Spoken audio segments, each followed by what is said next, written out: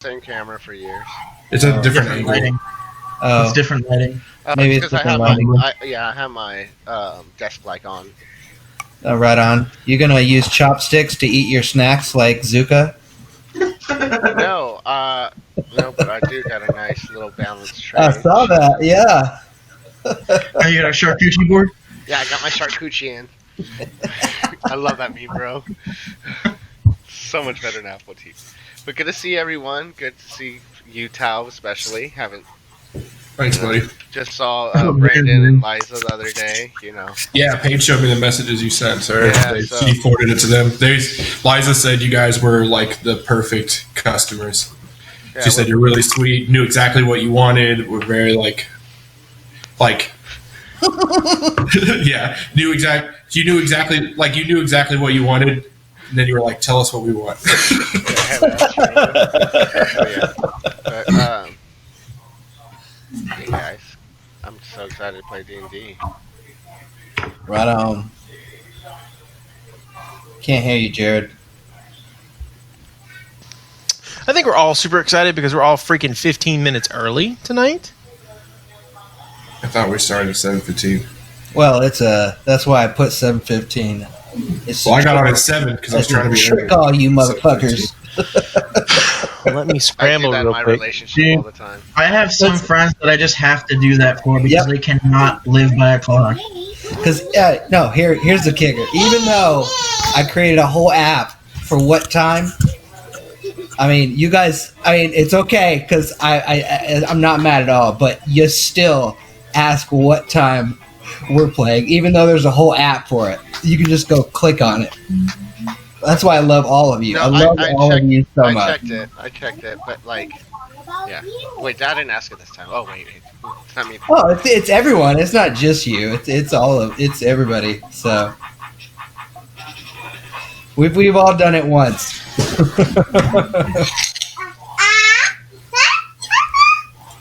Hi. All right, give me just a second, guys. We'll start early tonight, but So let's sit here and look at each other. the children. Yeah, hello. Asher!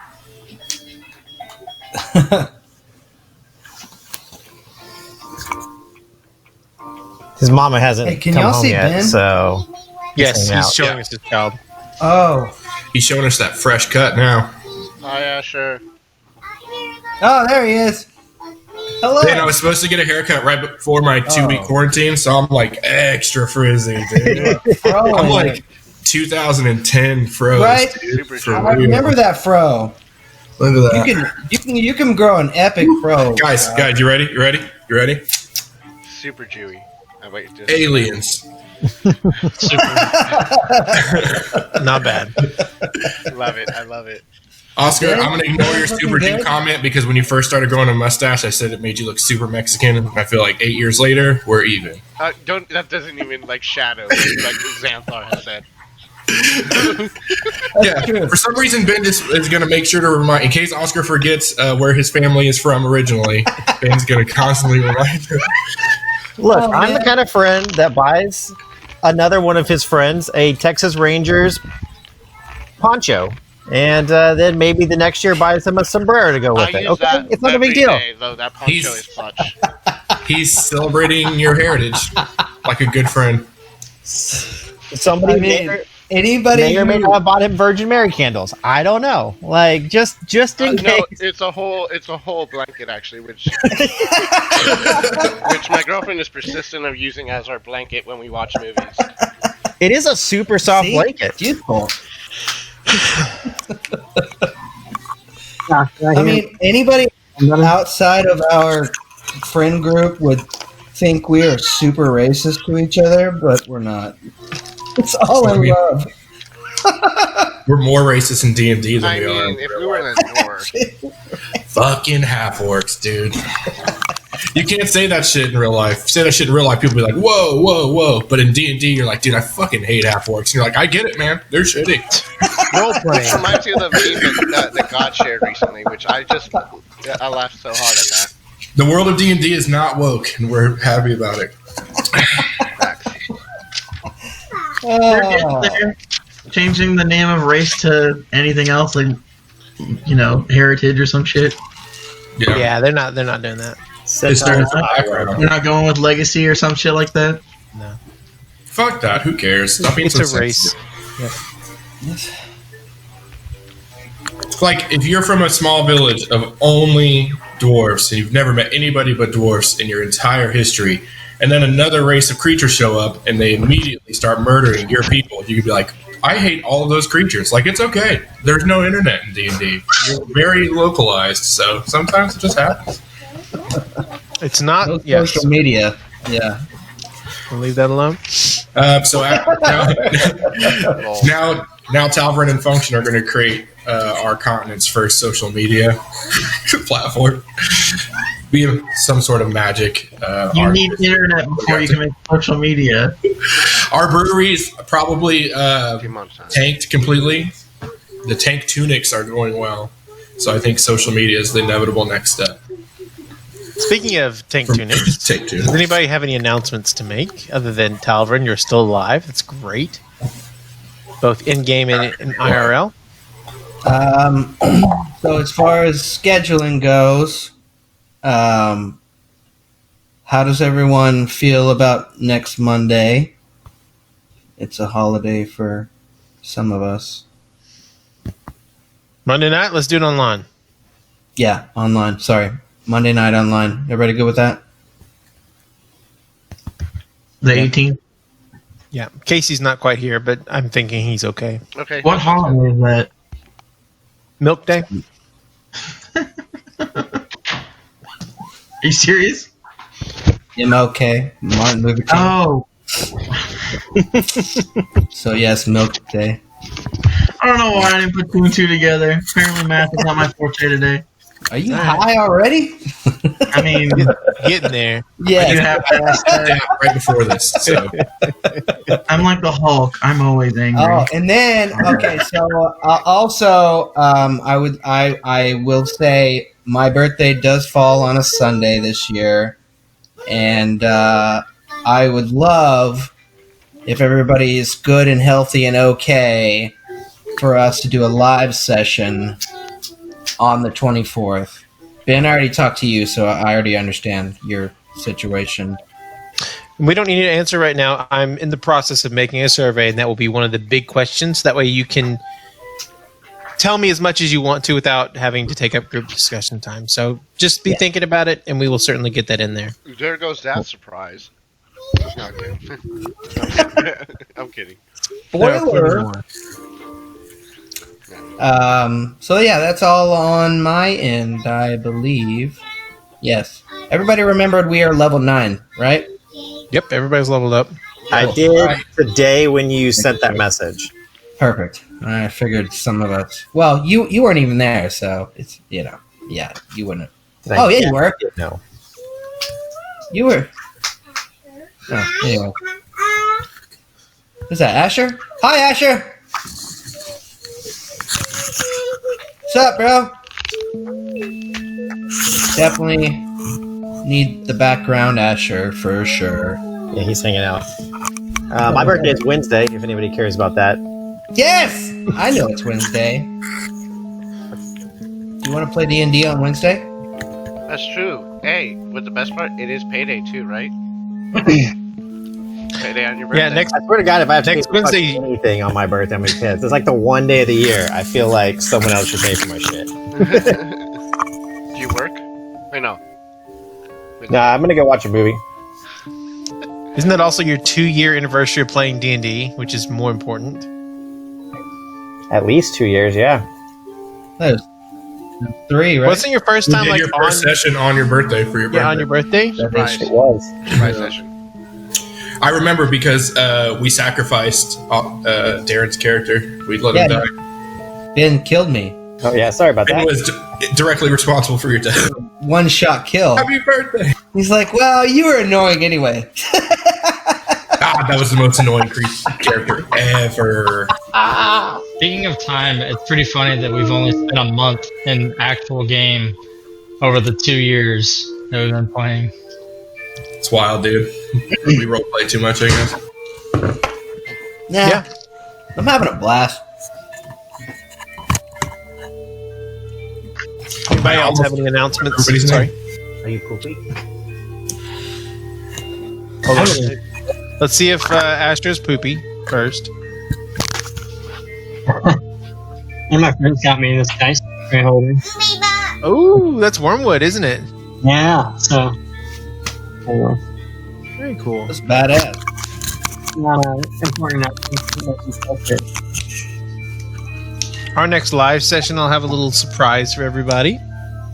Nothing big, but it'll be a good one. Ooh. Yeah, other than that, I think we're good. So who wants to do a little backpedaling here and explain where we are, what we're doing, and why we're in the situation we're in?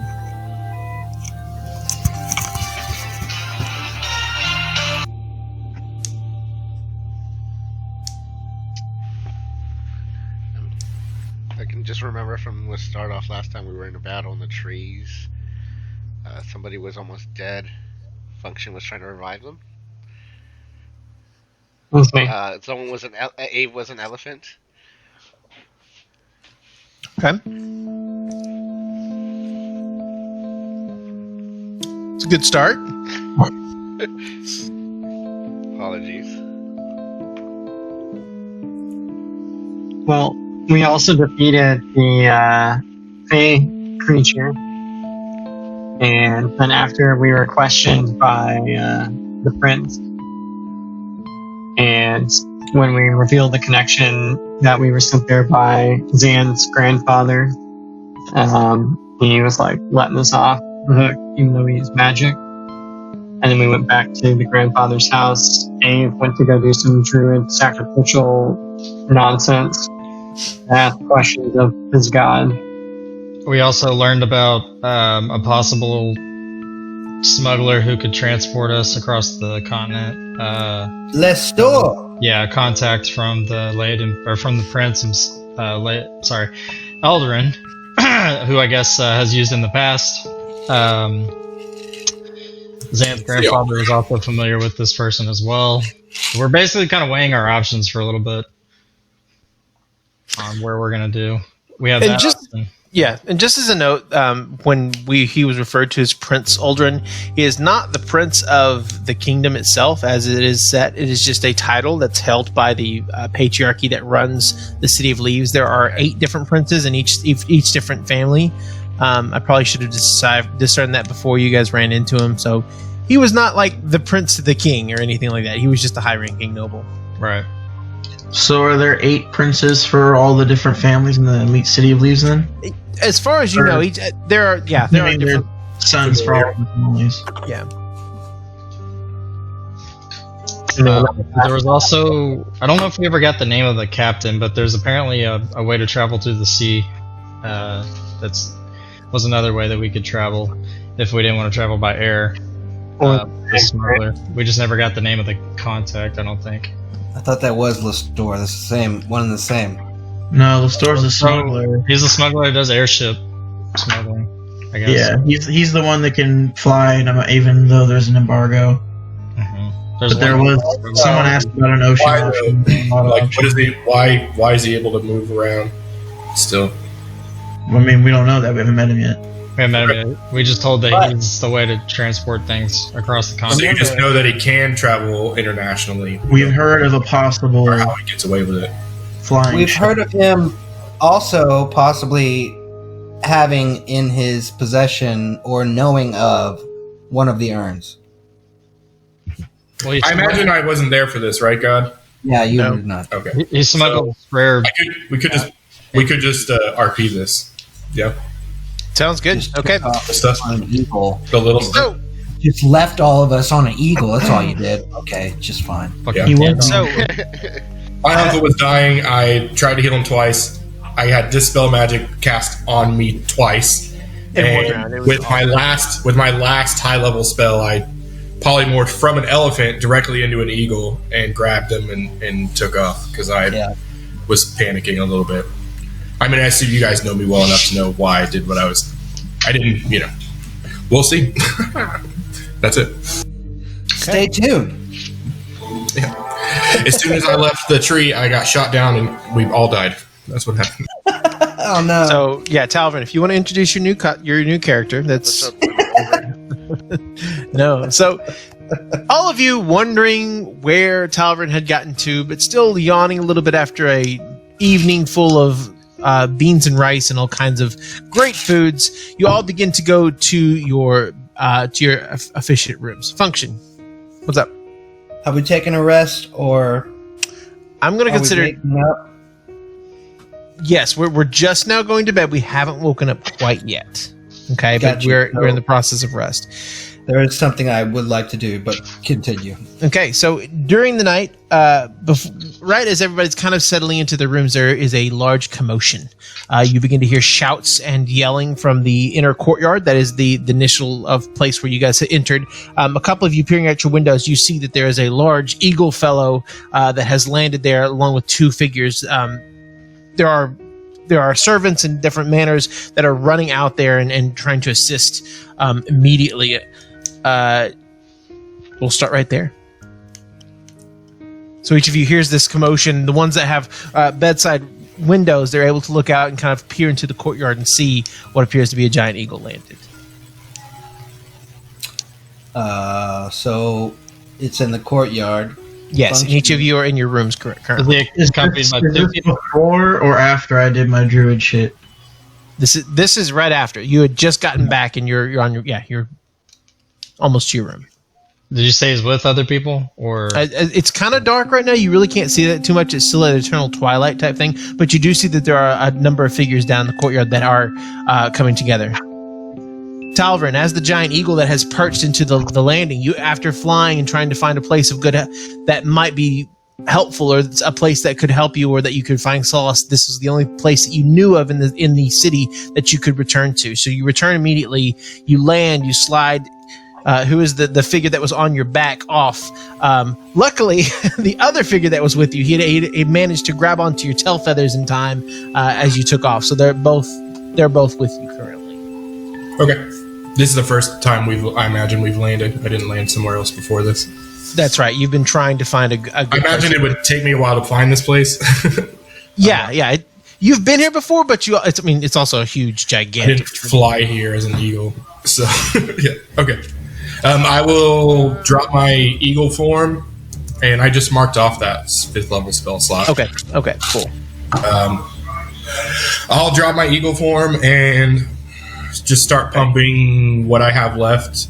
Okay. I've got several 1st and 2nd level spells. I'll just start healing. Just start Okay. dropping healing spells on my uncle. You can tell me if you want me to roll it or how many spell slots to knock off or whatever. No, just go ahead and do your first one. As long as he's stabilized, you can tell that there was some poison that was kind of preventing him from moving or from actually acting too much. You're able to expel enough of that to bring him kind of back to a level of consciousness, and he looks around and he quickly finds your face. And he goes, Tal. I'll just hug him again and just kind of hold him for a minute. Okay, give him a big hug. You do see this large portly man who is dressed from his fatigues down. He's completely topless on the top, but he looks just real hairy, real sweaty. He kind of runs up and goes, thanks. We'll take it from here, son. Who is? Okay, we'll somebody get potions over here quickly. And so you see some of the servants are like running out with a stretcher, kind of placing him on there. But you can tell he's not in immediate danger at this point. And grandfather looks over at you, Talvin, and says, I'll take him to our guest chambers for now. Come with me, quick. Yes, follow me. And the whole charade just kind of moves into the house, not leaving much behind. They run quickly. You and Lenny are just kind of sitting there as they run in. And Lenny looks at you for a second, just shakes his head and continues to go in. I guess we'll go with him. We'll catch up with you later.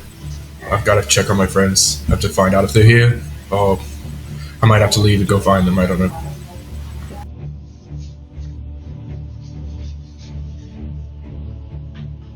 Can't hear you. I can't hear God. Anybody? No. That's fantastic. Sorry, my mute was on. I'm not leaving him. We've been through too much together.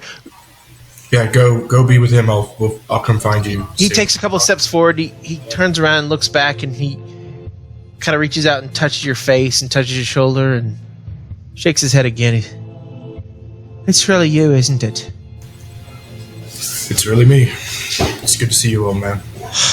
I can't tell you how good it is to be seen by you. I'm gonna make sure he's all right. Yep, I'll come find you. Of course. And he runs after the whole train. There are Is there like anybody left, like house servant or like anybody around? Or yeah. Take off. Yeah, there's one that's kind of down there trying to like sweep up the blood that's on the cobblestones. Can you tell me my friends here, my traveling party, to come back? Yeah, sure. It's a smaller, very young kind of elven maiden. Oh, of course, sir. They've all arrived. They might be up in their rooms. I can see that there are several lanterns lit in many of their windows. Which room is the Dragonborn in? Oh, I don't know. They're all in the second floor. Just basically that side of the building. Okay, thank you. I'll go up go up that way. I'll just stop at the. Is there a light on any of the doors? Are the lights out everywhere? Or are they asleep? Currently, all the doors are closed. Is anybody else moving at this point, or what are we doing? Like, would anybody be awake and have a lantern on in the room or anything where I could see? Well, I guess we all saw this out our window, right? I guess. Yeah. I'm gonna. Yeah. If I'm not dressed already, I'm getting dressed and coming down, and checking Okay. out what's happening and following the commotion. I was in the middle of having my scales out. That's the only thing. Okay, so are you putting it back on, or are you going to leave it off? Rhaegar, your armor. No, the scale, not my armor. I see. So you still have your armor on, then you wouldn't have had a chance to take it off. So yeah, you do see several lights underneath the doors, all upstairs. I guess I don't know if I run into Okabar on the stairs, or You're coming down Okabar? Yes. Oh yes. So as you're, I'm sorry, I misunderstood. So as you're coming up, you do see Okabar, kind of as you're meeting in the stairwell there. Brother, hey, I'll put my hand out to him. What's going on, man? What? Is everybody alive? I don't know. Do you do a fist bump, or we high five it like? We're gonna go for this, thing. and on This thing. Okay. The awkward. Man. Yes, awkward. Is everybody okay? Everybody alive? Nobody in jail, or I mean, everyone seems fine. But, I mean, everyone made it a little here? rough, but we all made it through somehow. We're all No trouble for the. Yeah, it's definitely me. No trouble for using magic and all that. We'll talk about that when we get a chance. But All right. everyone's in their rooms. I think it's best that we all talk. I mean, Should we wait till morning, or should we wake everybody? I don't see us having any more issues or affairs tonight, so let's just talk to somebody. Talk to God. All right, you want to shout at them or whatever? You're loud. Get them to come out here. Oh yeah, let me just go to doors. Let's probably. Okay. Let's go to it. You pick the first room. I'm gonna. Okay, 1, 2, 3, 4, 5. I'm gonna shout in the I'm general just gonna- direction, not the whole area. Just be like, Okay, you're just gonna yell. Never sex. That's what I wanted to do. Assemble! Okay, so each of you doing your own Bazooka. respective things, whether you're focusing, praying, meditating, or reading, you hear this noise just immediately outside your door. It's like a really small dorm room. Okay. I'm assuming everybody opens the doors at this point, right? Yeah. Yes. Xanthar, you're actually not down this hallway. This is the guest room. So you're going to be a little bit further in your old childhood bedroom. You do hear the commotion and you do see the lights. What are you doing at this moment, Zan? I was just playing with Legos. Yeah, no, but no, I'll come out and just come see what the commotion is all about. Just Okay. stealthily-ish. Sure. So you're always stealthing somehow. You end up kind of shadowing your way up there, and you see all the doors kind of open up like it's a cheap 1980s superhero anime, and everybody emerges from the respective rooms all at once, and you all see a battered and beaten Talvin, but he's certainly there, alongside of Okabar. What do you guys say? Sorry. It's well, Tal's back, and I think this is a good time for all of us to talk and recollect everything that just fucking happened. Don't you guys think? It's got a big enough room for all of us. Have we rested? Sorry? Have we rested? No. No, not yet. No. Although I'm gonna. Yes, no, we haven't rested yet. Not yet. Well, it seems kind of late. We're not going to wait till the morning. Well, Yes. Tal, I mean, I'm here, not going anywhere. we're all here. I mean, why the fuck not? What time is it? Because It's some of us, fairly. Yeah, it's fairly late at this Yeah. point. It's probably 11:30, getting on close to midnight. Maybe give some of Well- us time to think about what just happened too. Yeah, I don't mind. I could immediately sleep if I was able. I would say, I mean, you don't know this, Tal, but we fought this huge creature with, like, eyes coming out of everywhere, and then there was, like, these things, Yeah, I saw something sinister down the hallway. and then all of a sudden, like, Zan came out of nowhere and did, like, this thing. Can I ask one thing before we? Function came out the closet. It was cool. Do we? Well, this is why I was trying to find a place to talk, but yeah. Here's a wonderful place. Why not? Yeah. Before we go to bed, that's fine. Can someone? Did the assassin escape? The one that was there for me. Well, I don't know. I guess you assumed there was an assassin looking for me. It found the man that was dressed like me was my Uncle Leo. Nothing but the people you took off with and the rest of the Nemesis 6 survived that fight. Well, I mean, I don't know if we have to talk about everything tonight, but I feel like you probably all don't know what happened just now. I mean, you came up on the roof, we got in a fight, there was some crazy shit happened your way, and Something about your uncle, and then. all right, fuck it. Let's go downstairs and have this conversation. And as I was like taking off my armor, let's say, I'll just like start tightening it up and then start walking down. Okay. Okay. Is there someone up that's like, I guess, at the bar or the tavern? So they do have My kind of man. a lounge area where there's nobody in there right now, but a servant does like greet you as soon as you enter. Sir, might I get you something for a late midnight snack? Absolutely. Whatever snacks you have, some fire whiskey and ale all around the table. Let's have a midnight chat. But of course,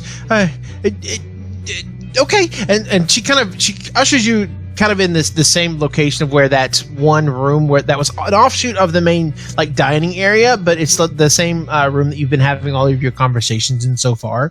That's semi secluded and fairly secure at this point. That's what I was about to ask. Is there anybody else down there? Yeah, no, it's a very, very empty parlor, and she comes by with several like kind of mugs of ale, and there's some reheated like duck, some pretty decent food actually. But she starts passing around. She makes her way. She grabs a couple more servants to help her, just kind of fill up the plates. And if there's anything else you need, master, just let me know. And she closes the door, and you have the room. Is everybody in here? Present? I assume. Yes. We're all here. Like, Fantastic. All right. drink the same size. Now that we're about to have this conversation, Tal, maybe you should start by explaining yourself. Well, I apologize that I left the way I did. I mean, I trust in any scenario that you all can get along without me, but I had to leave, so I'm sorry for that. I'm having trouble even recalling why we were there because of everything that's happened, but I'm not exactly sure how all of this fits together, but we were there looking for a potential betrayer, and I thought I had found this person. It was very evident that it was whoever was impersonating me was who we were sent there to meet, which brings up a lot of questions in itself. But Can you first explain who they were?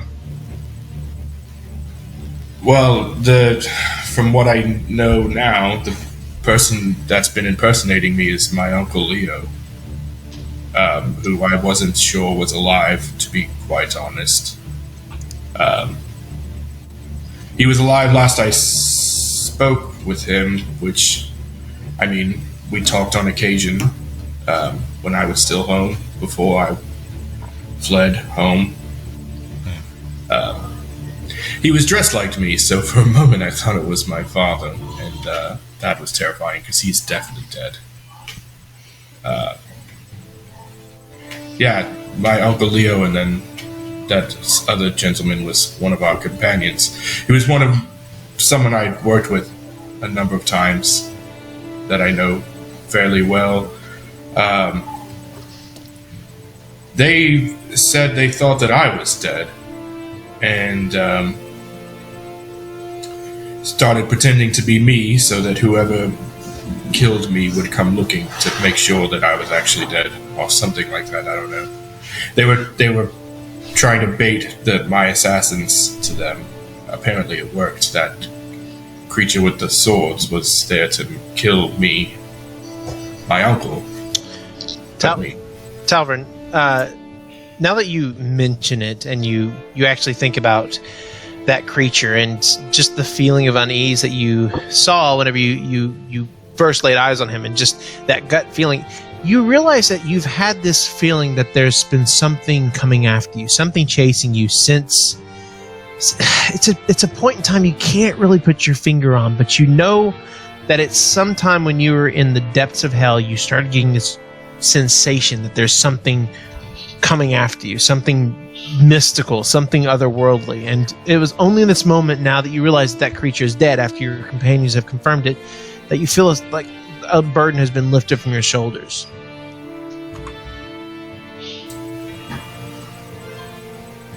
I don't know, I guess my past is pretty haunting. I assumed for a while now that something. I guess it was this thing. Well, you must be relieved that you found your family still alive. I mean, yes. And survived with him. Yeah, from everything I can tell, it's really him.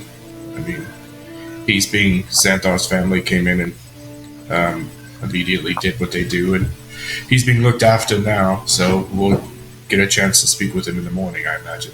And this goes without saying, and I understand that you're family, but we have to be cautious. Can we trust both of them? I honestly don't know. Yes. Are they them? If that is them, then yes. But if it Shall I interrogate them?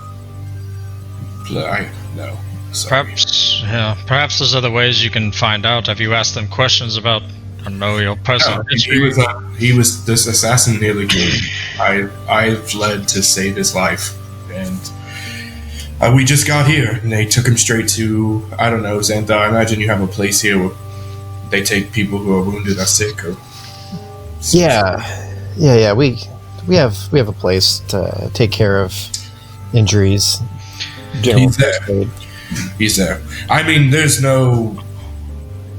The look of shock on their faces when they realized that I was alive and I was there there's no faking that. But that doesn't true tell to their intentions. I just don't know. I'm so shocked by the whole thing, and I've seen so much crazy shit in the last since we've been together that who knows? We should certainly be cautious. Well, why would they impersonate you just to protect you from an assassination? Seems like they might. They thought I was already dead, but I don't know. Themselves in harm's way? Perhaps. This. And also, how did they know you were being targeted? Exactly. These are the things I don't know. And also, why did Xanthar's... They didn't have to know. If they assumed you're dead, they figured you were targeted. And to draw the person out, they disguised themselves as you. Sure, I mean, that's a fair assumption. It's a fair assumption, but it's an assumption nonetheless. I haven't even spoken to him. I mean, I spoke to him for a moment before we were attacked, and that's what he rambled off. We thought you were dead. We heard assassins were looking for you. We're pretending to be you so that they would come after me to be sure you were dead and we could avenge you or find out who was after you, or well, I don't know. It just all happened in a moment. I haven't spoken to him though, so I don't know. I'm not saying that I'm automatically suspicious, but I mean, if it's really him, then I would very much trust him. But well, unfortunately, we weren't able to pull anything from the assassin. Whether it was maybe something that on him that would have shown some kind of sign of why he was after you. Do you think it's a coincidence that we were all sent there? And that the person that we happen to be sussing out... I mean, my uncle, if he's there to impersonate me to bring out an assassin, he's certainly not there for whatever means we thought he was beforehand, why we were sent there. Well, I don't want to presume anything. That's why we've been sent to places on purpose so many times. You know, to break into somewhere, to steal a fucking crown, you know. It's never for the reason that we're sent there. With so much right. Yeah. Well, we do know the name was Queep Headtaker. I mean, even though we didn't get any articles on him. And we didn't find like a symbol of the broken eye or anything. So we don't know what affiliation they're with. I spoke to the big elephant gentleman. I don't know if he's keen on betraying. I think he's more keen on earning the family's business. You all talked to the skeevy one, right?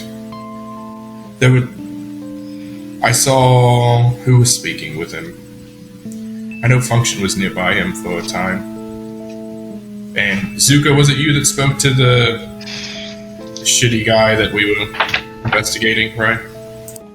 Yeah, Fendal. Fendal, yes. Because of the impersonator of me may not be the one that we were sent there to find. It might have just happened that way, I guess. Yeah. Did he seem like he was plotting in the wings, wanting to, or just a small time? Yeah, the Loxodon fellow was Baldum O'Dare, the ship. Right. Yeah, I spoke to him, and he just seems very intent on latching himself to the family. Yes, and Okavar didn't really have any information as far as Zevo goes. We don't assume that was her. Oh yes, you were necking with that strange woman. The older Elvish. We tried. I attempted to. Zifu? Well, I guess she attempted to. Shifu. But to answer your question, Tal, no. Fendal didn't know anything about a plot against either the king or the Leodons, and he didn't mention anything about you. And then, what's interesting is that the Silver Hand, or you, whoever impersonated you, was the last questionable figure that we were supposed to, speak to, and we did not get to. But I don't. Do you think there would be any kind of benefit for your uncle and his companion? Yeah, we'll certainly have to speak with them. And your opinions on their stories and what they say I will not be blinded by the fact that these are people I know. Well, and that's the other question I have. Do you feel comfortable asking these questions, or is this something that you would like us to do? Yes, shall I interrogate them? Yeah. Yeah. And not such a, I will probably gruesome way. if you'll, I know he's mixed up in all of this now, but remember, we were there investigating the only 3 people that was it 4 people? There were 4 people that they didn't know well enough to know if they would betray the family or not. Yes, and that's because they're strangers to them. So the fact that my uncle being there impersonating me put him on the list of people that they didn't know, that might be the extent of it. They didn't know enough about the Silver Hands to know if his true intentions, and that's why we wanted, it could just be that. But that doesn't mean that someone else there that we spoke to isn't suspect still as well. I don't know. If you'll allow me, I'll speak to him privately a little bit, and then we will all have a conversation. Absolutely, it's your family. We can give you the floor, give you the room with them. I was just asking if you didn't feel comfortable. We can definitely find other means. For sure. And are we absolutely sure that Zifu is not the suspicious one? You know, she was feeding grapes to Okabar like he was Bahamut's gift to Earth. And Just you trying know, to get her I have rocks off, I never guess. seen that. That's very strange. Very suspicious. It's a form of lust. We'll talk about that. Yeah. But then she also took interest in the other guy, like just turned away from Okabar. So And that fellow was also she could just be loose. Was that before or after she saw your pin? Which one? I don't know. Let me go back and find out. Her hands were everywhere, so Pin 15. The broken eye pin. yeah, she didn't pay much interest. She wanted to know what I had. And when she finally saw, she didn't really pay too much. Did she ask about it? Not really. Yeah, I showed yeah, because it fell on the ground. That was it. It just felt. It was just handed to me terribly, and just dropped on Yeah. the ground. And so, it was not. It was super obvious. So You're me quite investing. drunkenly trying to recover this was not successful. Hence the You're quite the investigator. Thank you. Thank you. You're welcome. Need a better recap? Let me know. So that's what we're working with on the CFO. We don't know much about her. So could be another suspect for sure. Well, at least we narrowed it down from 4 to 2. Well, the fact that the party's over, we don't know when we're going to have any kind of audience with either. Well, we do have Silverhand, but not Zivu. Well, yeah, I think Function is right, though. We can, after we eliminate my uncle and verify why he was here, which I honestly think he was just on the list because he's a stranger to them. Are you sure we should eliminate your uncle? I don't know if that. Eliminate him as a suspect, Function. As a suspect. Right. Eliminate of all suspicion. It's the middle of the night. You need to calm down. You're being very violent. I think I should probably go. No, not violent, just jumping to conclusions. Mentally, just making assumptions. Well, Yeah, but violent would be acting upon those assumptions. I would like to very much speak to my uncle in the morning, reconvene with all of you, and then speak to Xanthar's grandfather again because he very much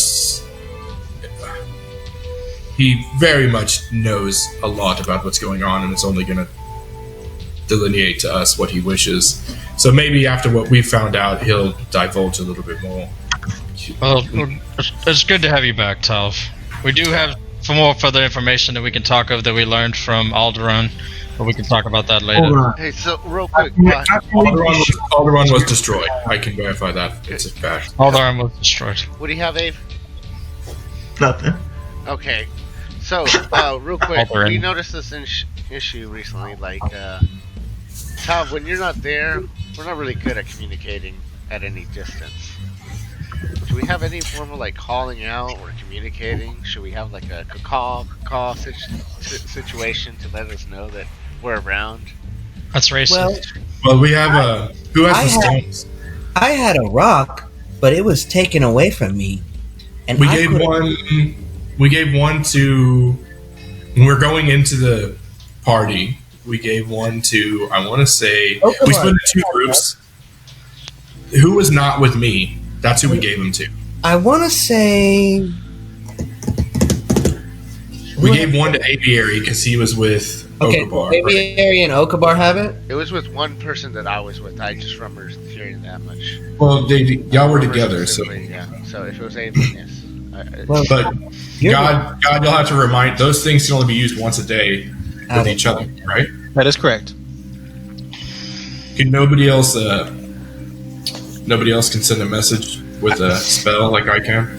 I can send a message for 120 feet, and I can also do this. And I'll pull out a little canteen, and I'll pour silver water in my hand, and it'll turn into a bird. And I'll send a message to Okabar. Hi. Okay. Very The similar booze is to on a the bird that third you've floor. seen previously. A pool of what looks to be mercury or some type of liquid just starts to take shape, and like the T-1000 Terminator just turns into That's not T2 shit right there, bro. Sparrow. Love that. All right, so as an action, you want to go send him a message, right, Xanthar? Yeah. Okay. What is the message? He kind of leans his ear up to you. What is the message you want to relay? The good booze is on the 3rd floor. At this point, you see the bird fly around the room 3 times, and then fly right in front of Okabar. It looks at you and Okabar and says, "The good bird is on the 3rd floor," and flies right back to Burger Zan. King?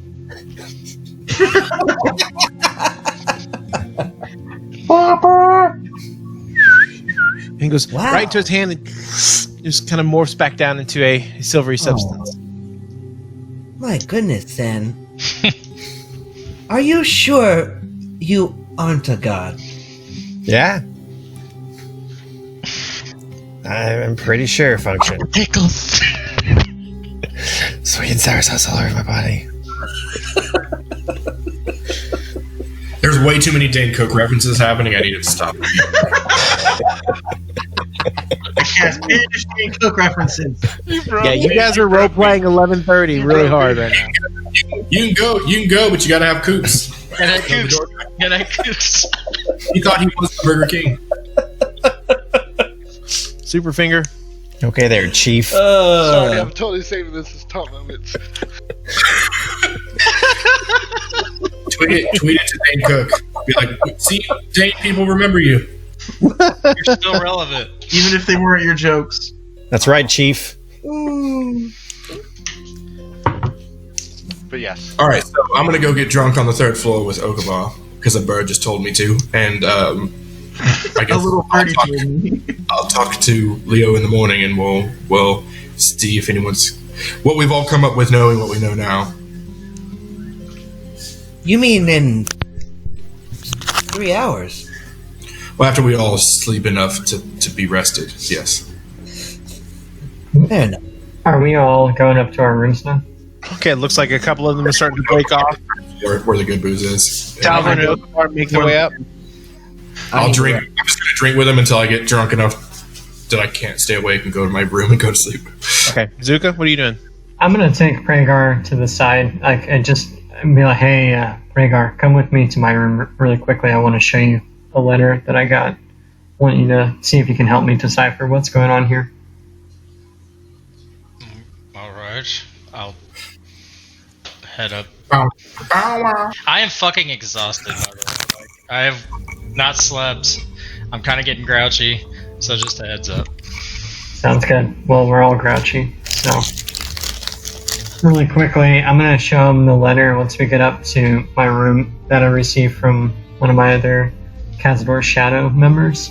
Yeah. That makes a reference to Gold Scale, and I'm gonna ask, "Hey, Rhaegar, do you know anything about Gold Scale? I feel like I remember reading that he was a dragonborn." The name is Gold Scale, or is known as Gold Scale. Can I send him the link of the letter, or can I show him the letter, Gav? Yeah, I'll actually paste it in the chat here. Okay. Yep. Nobody else read this. Just kidding. Going to Discord or Roll20? What are we doing? I'm gonna put it in Roll20 here. It's Okay. fine. Are you okay with me sharing it, Zuka? Yeah, that's fine. In fact, just to make things easy and speed things up, I'd be like, "Here, why don't you take the letter? I've already memorized everything on it. Why don't you take it, read it, and then take some time in the morning to digest it and get back to me." Okay, then I'll whisper this to Rhaegar. Okay. I'll Screw you other guys. I'll do that. Where did this letter come from? This was sent to me by. That didn't fucking work. Oh wow! So what just happened? It whispered Zuka the very first line, but the rest of it out the rest of you guys. Okay, that's fine. Whatever. It's out there. Well, there you go. Yeah, no. So this was sent to me by one of my other members of Cazador Shadow, and we're, as you know, hunting for our sacred Cazador urn. And he felt like this might be a good lead for me to check out while we're in the City of Leaves. Right. Just given your travels and the unique group that you guys are, I didn't know if Lieutenant Goldscale rang a bell. It sounded like it might have been. I feel like I've heard that it was a Dragonborn. I didn't know if you knew him. High-ranking lieutenant.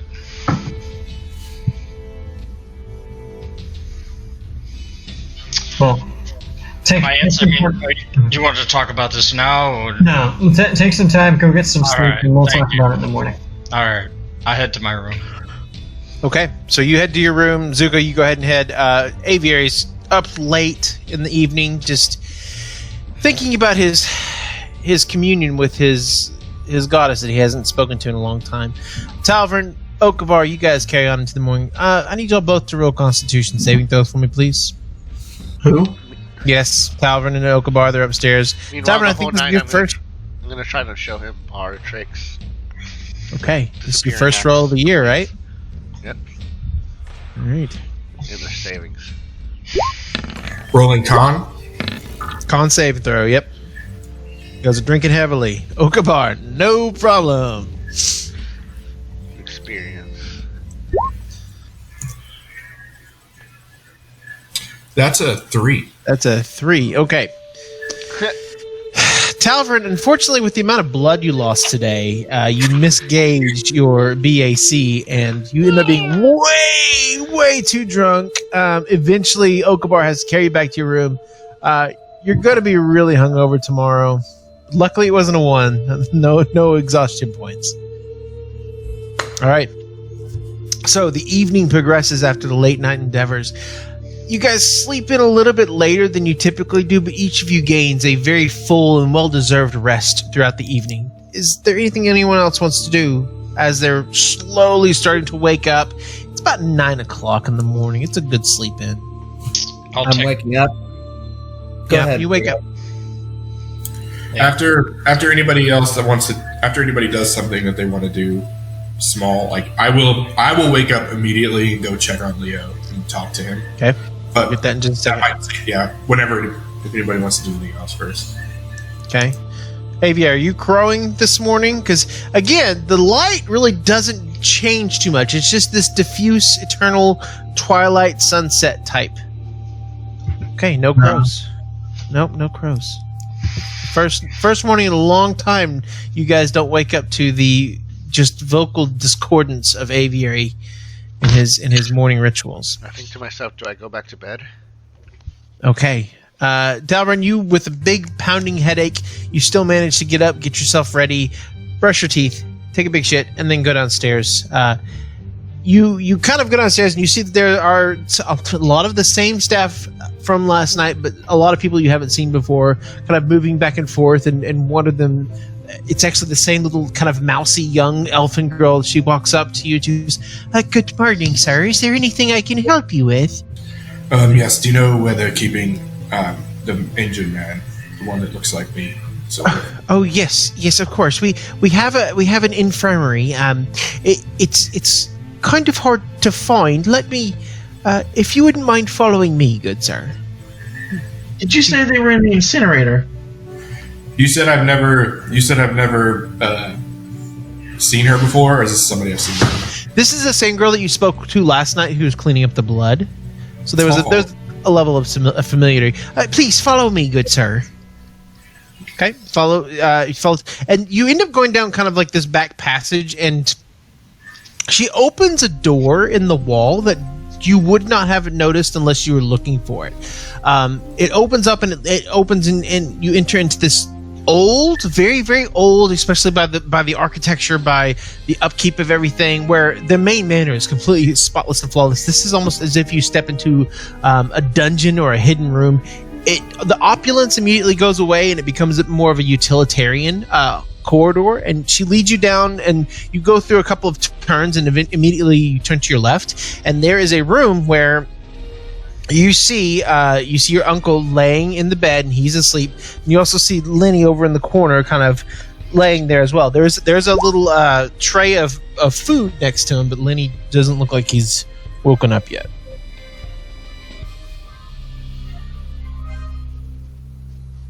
This music's so intense. I'm like, are we about to get in a fight? I keep thinking the servant girl's gonna attack me because the music's so intense. Sorry, I'll switch it up. It's just like And everyone in the bed. it's happening like behind the music. I will. Is the servant girl with me still? Yeah. So she kind of leads you into the doorway here. I will say, will you wait 1 moment, please? I'll go quietly wake up, like softly wake up Lenny. Okay. You kind of move him a little bit. Len. Oh. All right. Oh, sweet Maribor, love. He's stable. I'm here. I'm going to stay with him for a while. This young lady will take you to food or a bath or a bed or whatever you need. So go with her. Get rested. Eat whatever you need. She'll see to him, please, and I'll see if I can get Lenny to go. If it's all the same to me, I'd much rather stay by his side. We've been through quite a bit together, and I've got food here. All right. Well, then I insist that you eat then. And gladly, good sir. Can you bring a cot here, something where my friend can lie down if he needs to? But of course, good sir. I'll see what I can find. Coffee would be phenomenal. Coffee. If you have it here. We can see what we can have. Okay, good. So the little serving girl kind of... Is coffee a thing? I assume it is, right? Sure, why not? Fuck it. Can you go to... At this point, Lenny is essentially just taking like everything there and just really shoving it. He's eating oranges whole without peeling them. He's just really going to town. Lenny, anything I need to know that he won't tell me? That your uncle won't tell you. Yeah, I'm gonna wake him and speak with him. But anything you'd like me to know about what his mental state is or anything like that he won't necessarily admit? Well, is he all right? I mean, this is all kind of insane to me. Okay, so I'm going to tell you this, but you have to keep this on the down low. Yeah. That mistress who's been taking care of him, she's fucking crazy. His girlfriend's a little loony.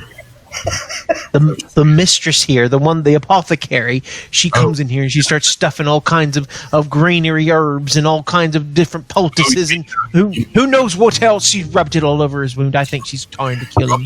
Probably a witch then. Yeah. I believe so.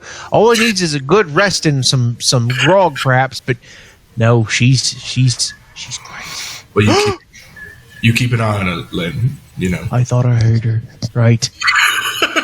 She gives me the oi. That's so funny. All right. Thank you, Lenny. Please go back to eating whole oranges and all that. It's good to see you. That's hilarious. Okay. I will go try to quietly, gently wake up Len. I'll sit down next to pull over to the bed or something. Is there a chair or something to pull it next to the bed? Actually, yes. There's a chair just kind of right there next to your bed. It is Leo, right?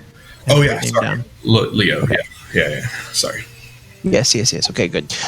So you do see, like, he's shirtless and he has the anime bandages across the chest. You do see there's a good amount of blood in them, but it looks to be very dried, kind of old blood at this point. You reach forward and you gently wake him, and he, He wakes up and kind of opens his eyes a little bit groggily, and he says, "Oh God, it's not that woman again, is it?" "No." Hey there, old man. Delvin. There you are. He kind of reaches up and very weakly, like, tries to touch your face. He kind of caresses your chin a little bit. He goes, "Oh God, I need a haircut." Yeah. Apparently. Apparently I need to change a lot of things about the way I look these days. You're not an easy one to follow. Where have you been? A lot of places. I can explain that. I mean, we'll have time, but I need to understand how you came to be here and why. There's a lot of things happening that are very dangerous situations, and I need to know how you fit into all of this. I would imagine, other than you turning into this giant bird and whisking me away when I was in danger, quite impressive, I might say. It's a lot more than the few parlor tricks I've told you. Yeah, it's the last few months have been educational. Been learning a lot of things by necessity. At this point, his eyes kind of find the javelin on your back, and he's like, "Oh, you still have it." Oh God, look at this! I'll flip it around and I'll show him the part where we figure out how to activate. We figured out what it does. He slowly takes his hands and kind of runs it across the newly charged parts with the aethysite, and he's, "My God, you've been on quite the trip." Yes, this is workmanship. This is not even the half of it, but yes, please must explain to me this. How did you come to be here in the city? Well, to be honest, it all started with that awful day when, well, Lenny might be better of telling this of exactly what happened, but he's the one that sought me out. He felt awful for what he had done. He had stood by while your entire organization was wiped out. And he came to get me because he cared for you, and we both determined to set out and find you. We'd heard that the police were looking for you, that even the palace guards were looking for you. You were a wanted man for quite a while, and then all of a sudden, nothing. You heard nothing. We assumed you were dead until we started getting lots of inquiries from several contacts that I keep and that your friend keeps, but not your normal inquiries. These were bold, and these were interplanar, and these were from people regarding where the Silver Hand was, and well, we had no answers. So Lenny and we cooked up the scheme to pose as the Silver Hand, the one that this Queek fellow was searching out so hard. I still, can cut a rug and play a tune and swoon a few hearts, if you will, but I never quite had the talent that you did for winning over crowds. So we planted a few rumors, spent a few coin, and, well, we played a few shows, and we kept hearing of them asking for him, for the Silver Hand, kept asking them.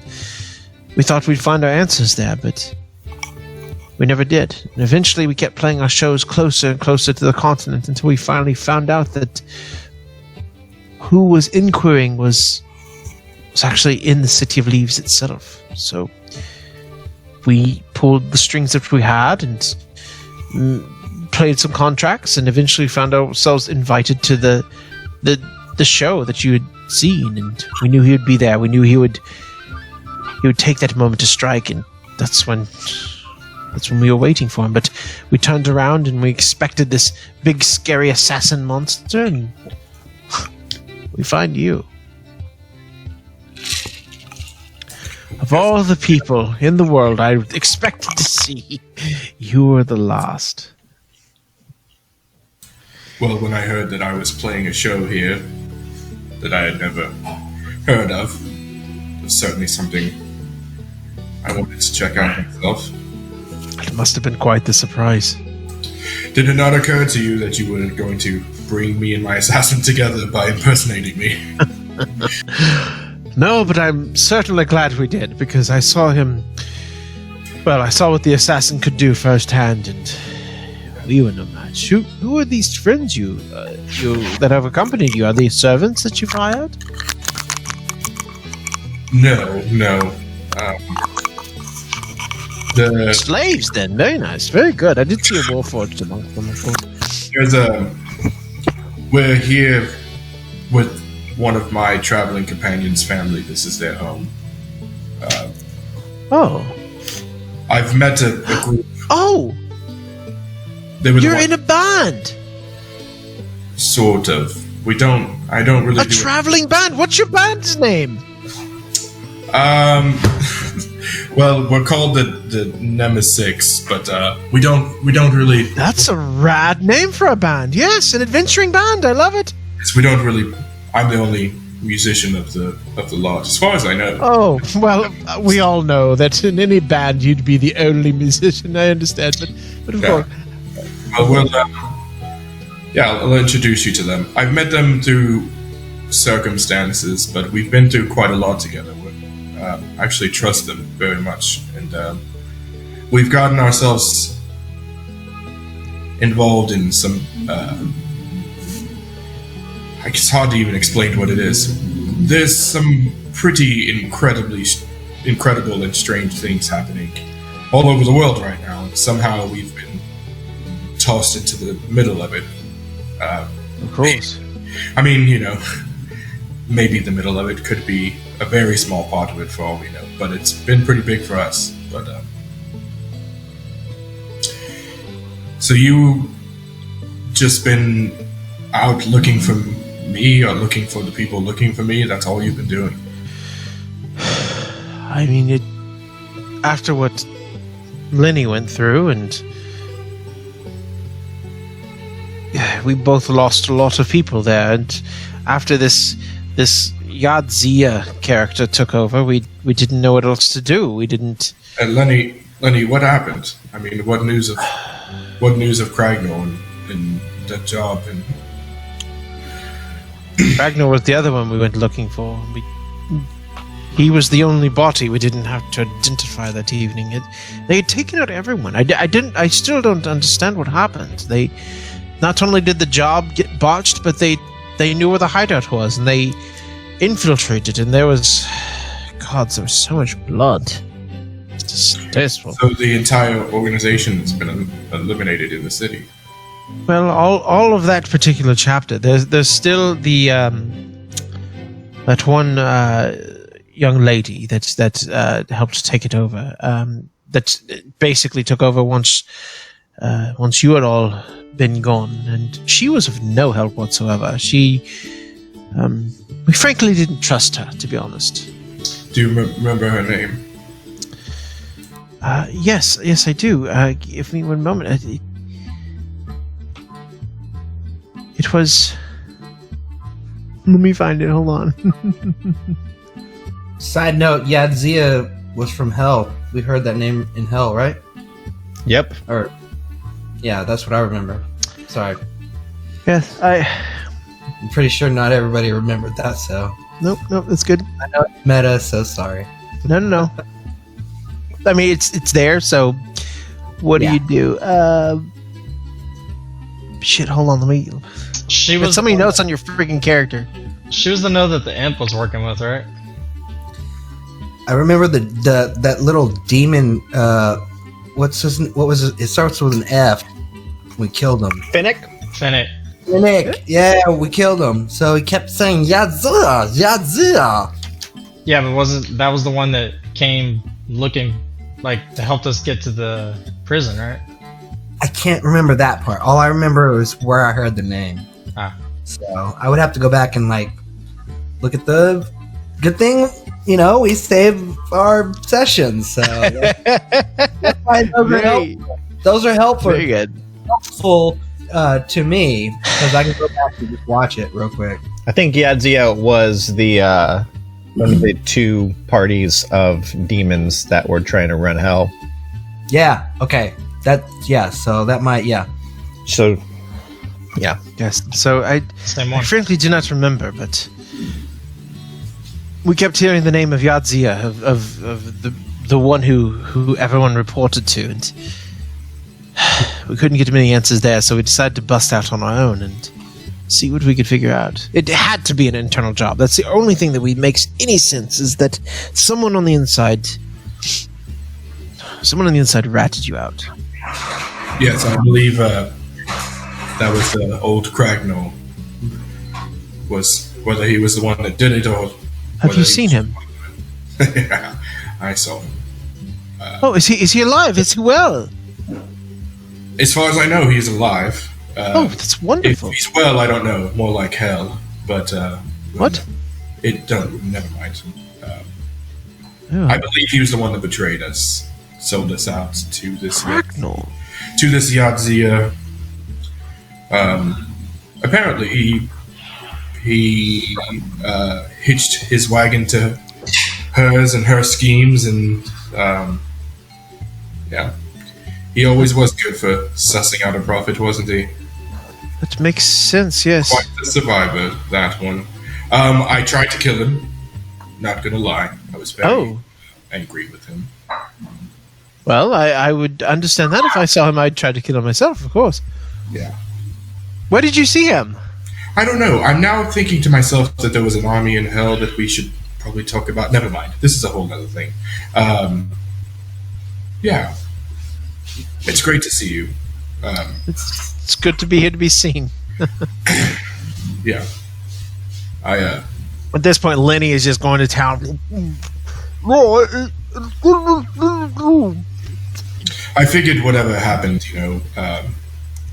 if I would have come to see you before I left, they could have accused you of helping me. No, It makes more sense now with you not being dead. I honestly assumed that then. Well, I guess everyone else is dead, so I had nothing else. Yeah. Then do you know who this assassin was? No, I don't. I thought maybe one of the princes from the island sent him someone that I had scorned. I don't know. I still don't. Other than the fact that Cragnall betrayed me, I don't know how he turned the city internally against me. I just assumed that was part of it. I don't know. Interesting. Also, just so you're aware, my friends and I are we're wanted by quite a few bad people as well. So I can see that. If there's a intercelestial, interplanar assassin that's coming after you, I can only imagine what the full group gets into. You know that Rathman was not from this realm. well, he didn't look like he was. So No, I don't. he's What do you know about him? all that I know is that he's him, or maybe it may have his network or something. They've inquired not just here in the City of Leaves or in the Silver Princes, but apparently there are inquiries everywhere. And I'm not just talking about physical asking. There were messages sent and relays to be had. And I don't know. People who seem to deal with these magical types quite often, they seemed very perplexed and very, to be honest, very concerned as the age and it's Queek, Queek, Queek, in case anyone's wondering. Queek. They seem quite concerned with just the age of the magics that he wielded.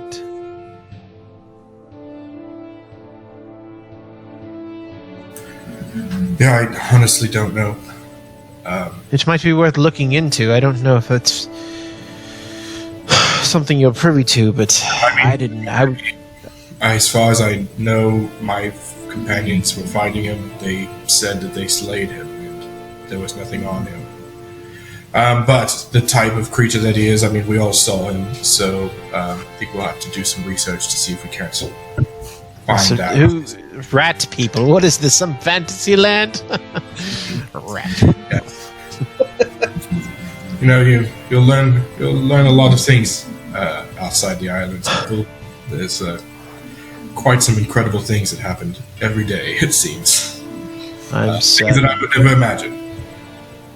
At this point, you start to hear a muffled sound. It's this very deep feminine voice, and at the sound of it, you see you see Lenny kind of stop, kind of trying to put his things away and make a show of himself, straighten up a little bit. Are you well, Uncle? Can you get up? Are you good? Oh, Leo's laying down. I perhaps could, but I don't know if this young lass coming in. I'm not sure if she would allow me. And turning the corner, there is this probably wider than Pragar, but not maybe half the height. There is this extremely large, very voluptuous-looking, blonde-headed elf woman. And she turns the corner and she goes, "Oh, looks like we have visitors. Excuse me, sir. You'll need to leave until visitor time is over." She moves and gestures to the side, and you do notice that as she moves closer to Lenny, he gulps and looks her up and down and kind of straightens himself a little bit. I will turn to Leo and go, I'll be back to look on you later. And then I'll No, don't leave me, please. Don't leave me. No. These people, I trust these people. You'll be fine. The medicine's a little strange, but we'll be so as they turn, as I'm walking out of the room, I look at Lenny behind her back and I go and just walk out. No! And she turns and her girth just fills the entire hallway, and you eventually make your way back up. You continue to go up.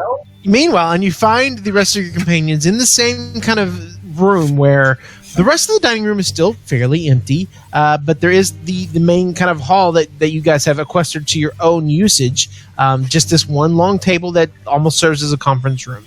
Eventually, Talvern kind of steps in, and all of you are sharing your meal. You pass around the pancakes and gravy and butter, and you're just going to town. I'll walk in the room and do the hand signal.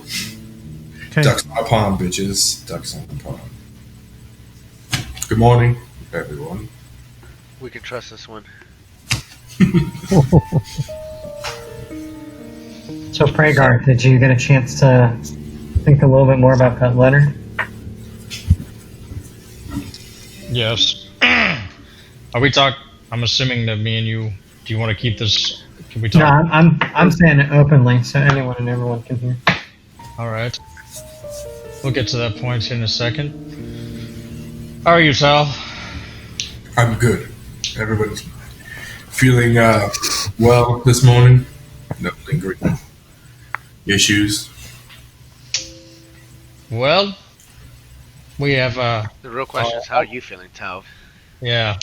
Like crazy. I feel crazy. Headache, fatigue, yeah. Yeah, I think I got to COVID. No, this whole, I don't know. It's been a very emotional few hours, but I'm okay. I feel good.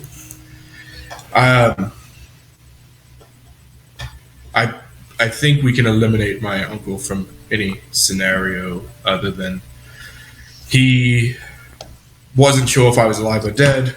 He heard that they were an assassin or a bounty on me or something of that nature. So he began to impersonate me. He taught me how to play music and all those things. He's quite good himself. So he's been just impersonating me, hoping to lure out either me or the people hunting me or whatever it is. And that led them here. They heard that the assassin that was looking for me was here in the City of Leaves, so they worked it out where they could play the party. They were here looking for him. They don't know what that thing was. My uncle says he doesn't believe it's from our realm. Could be very well tied back to Hell.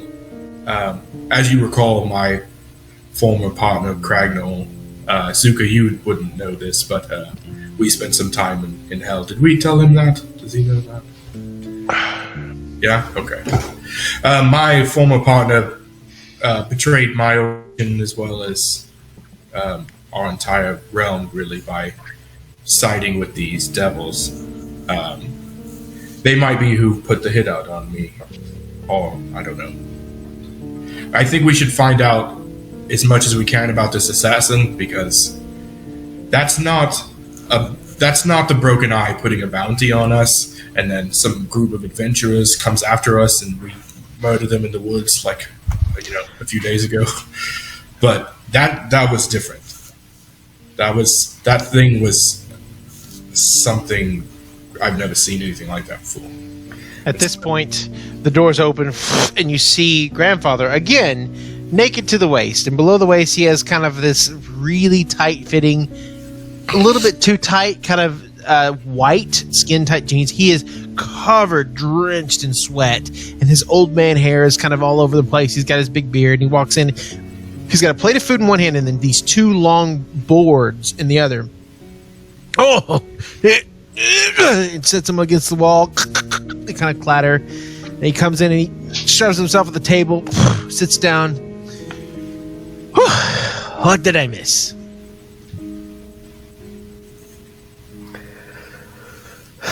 Well, Tal here.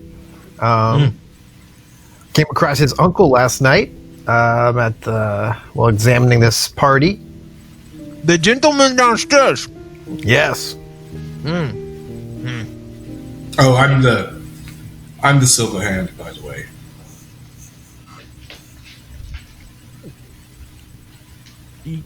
But not the silver hand that was supposed to be playing last night, no? No, that was my uncle impersonating. Also the silver hand. Oh, impersonate. Oh. Kind of sits there for a second and thinks really hard. You can see him like really ticking off some numbers. Oh, makes sense. Good. I found it odd that you didn't know who I was. You seem to know a lot.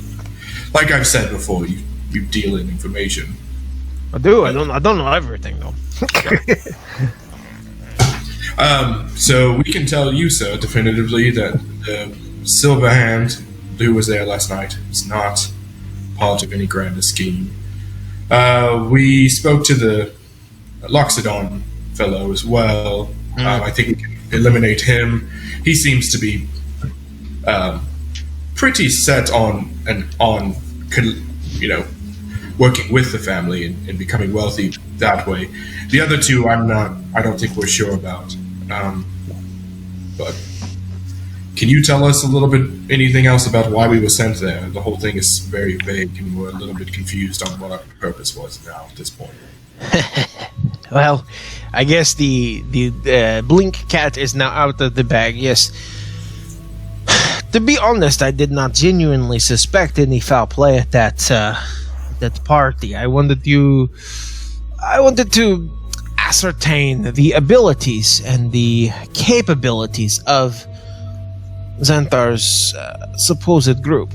Typically, members of his order, they tend to work alone. But he chose to... A test. Yes, he chose to pair himself with what at first glance, and do not take this the wrong way, but you look like a bunch of fuck-ups. He chose to align you all together to further his goals, and I did not understand this, and trust me, there were some reports from that ball, especially. Jeez. Bahamut, Christ. It was interesting and confusing to say the least, but somehow, some way, in your own special ways, you seem to have gotten through and identified each threat. Even identified and taken care of several threats that we did not know of. Granted, you also fought a Fey Fiend. That was nice, yeah? I felt that from over here. Killed a Fey Fiend. Not just any Fey Fiend, but the Devourer, which is saying something. The last Devourer that broke through the veil was a few years ago, and it took out almost an entire battalion. The fact that the seven of you could do such a good job, well, that is quite a feat. We also fought a pretty capable assassin as well. Did your people find the body of this creature or know anything about it? So No. that is the problem with fighting creatures of the Fae in this realm.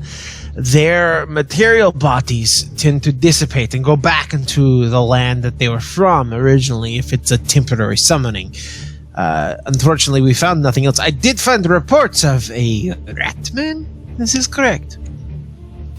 Xantha, in your line of work, anything about this creature that is familiar to what he might be or his allegiances or anything like that? Would I know anything about a Ratman and his allegiances or where he would have come from? He had and the type of fighting he did, and he's an assassin, right? I'm gonna say make a religion check, Xanthar. Real quick. Can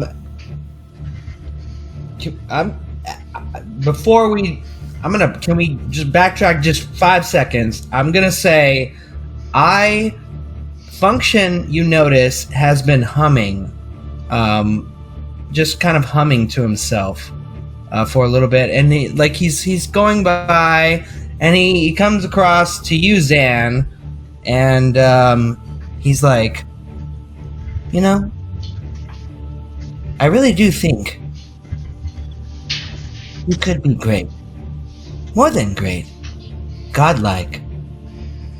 And then he walks off.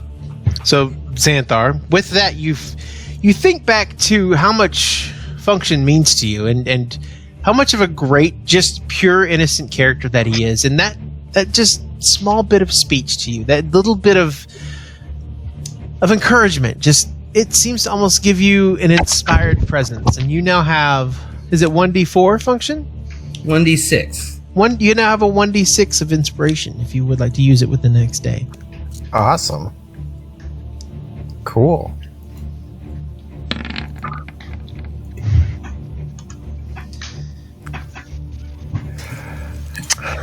Use it now. I was gonna say, I might use it now.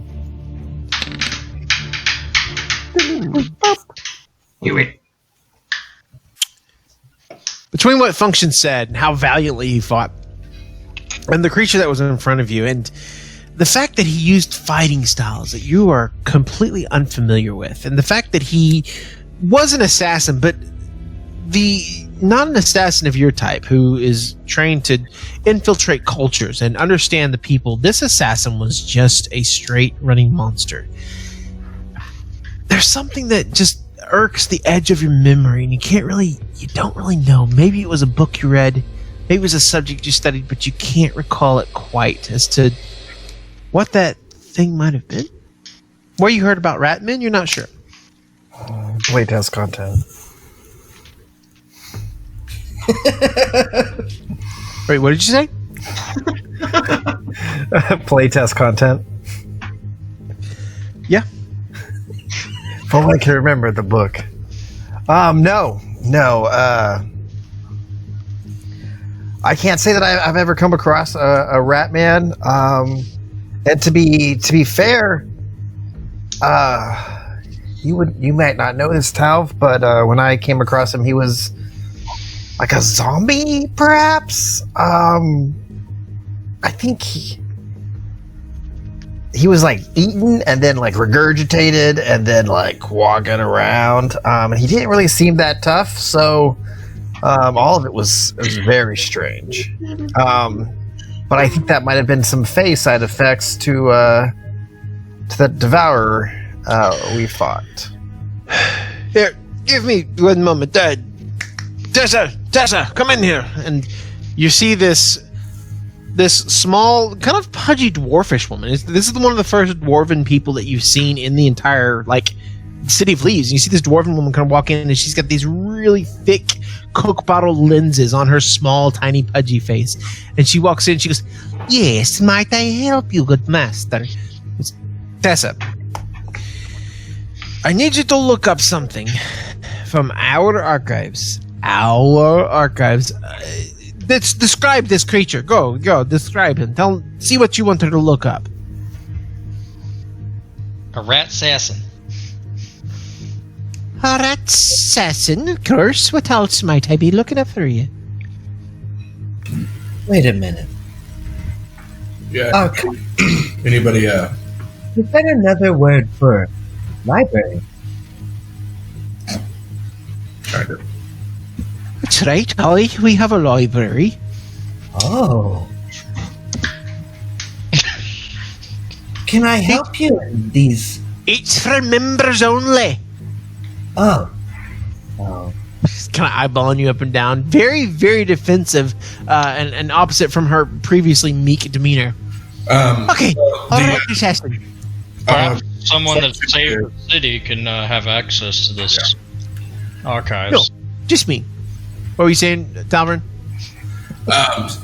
Function. How about you give this nice young woman here the names of certain things you'd like to look up that you have in your notes there, like you do, and she can go check the books for you, let you know. Yes. Quick head taker. Quick head taker. Yeah. Yes. He can give you all these mummies. All right. He was a Very good. What did he look like? rat's assin. Can anyone make a magical image of this thing? Or does anybody draw? Can anybody draw it? I No, don't man. Yeah, I can She potentially. produces a sheet and a little piece of charcoal. iRobot try to draw this fucking. Hey, Function, Sure. make a performance check. Hey, I'm gonna inspire him. Hey, buddy. I don't think you've ever drawn anything before on purpose, but I've seen you do some crazy shit. So, let's. Anyway, she looks at you really weird. I kind of give him a little elbow. I'm like, come on, just don't even think about it. Just kind of do that zombie thing, and I'll put my hand on his shoulder and inspire him. Okay, you're inspired now. So you get That wild zombie thing. yeah. So she doesn't blink at all, and it's very obvious because when she blinks, it looks like her whole face just goes up and down. Is it 1d8 that you have for the inspiration? Oh, Yes. so I'm gonna lose it.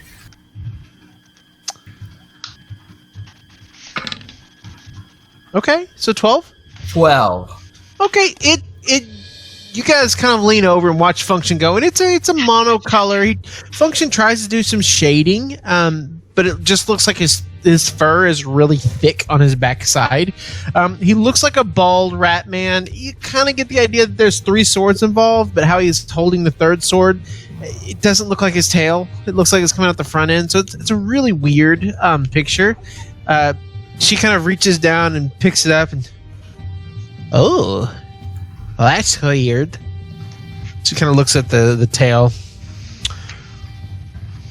Function, any other things from our past couple of discussions that we don't know about that you wanted to look up in the archives?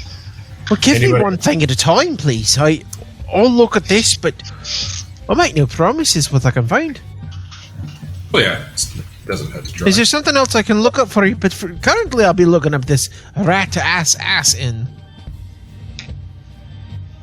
We can focus on the rat-assin for Of now. course. Any other tidbits or anything else that you can think of that might be that his techniques in fighting and training were not familiar to him. And my uncle believes that this creature's from another dimension, that he's not from our interplanar. Good. That will help. And we believe that this thing started chasing me while we were in. And what bit of hell were we in, boys? Do you remember? The first level. Avernus. Avernus. Thank you. Yes, it could be tied to Avernus. I believe that might be when the assassin. I've got this gut feeling that it's been searching for me since then. Oh, Very good. Very good. I'm sorry. That thing protruding in the middle of him. This. I think I got it backwards. His tail had a weapon on it. It looks like. I'm sorry. This is my first drawing, but I think I had it reversed. Quite good. Three swords it had. One. Oh, 3 swords. It Good. looks like what's the word for this aviary? This sword. Tail. Right.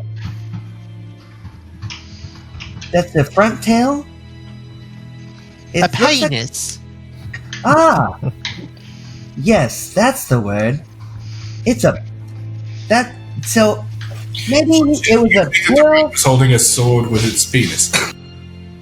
I mean... I'd like I to don't- meet this young sir. it could have been a penis. It could have been a tail. It was all crazy in the battle, so I couldn't tell. So I don't know. Well, look for something with 3 swords, not necessarily worrying about which appendage is holding it. Yes. Can you Very well. also search for anything on any kind of magical urns? Specifically, Magical urns. Yeah, specifically associated with the wizard saints. 7, in fact. I surely can. I think those things are what we'd most like to know at the moment. I'll bring those back to you.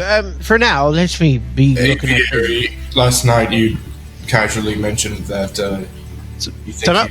Hold up. So, for each item that you gave this lady, it's going to lower her DC as to how much information you give. So, the fact that y'all are pretty descriptive, that's good. So, all right, continue. I'm so sorry. Aviary, last night you briefly mentioned that you all might have found a way for us to get to where we need to go. Yeah, someone mentioned something of a smuggler. I don't quite remember who. Yes. We spoke Sure. to Prince Alderin from the Laerden family, who has Right. contact with the transport, which is perhaps a smuggler named Lastor. Which is He's the French prince. for the store.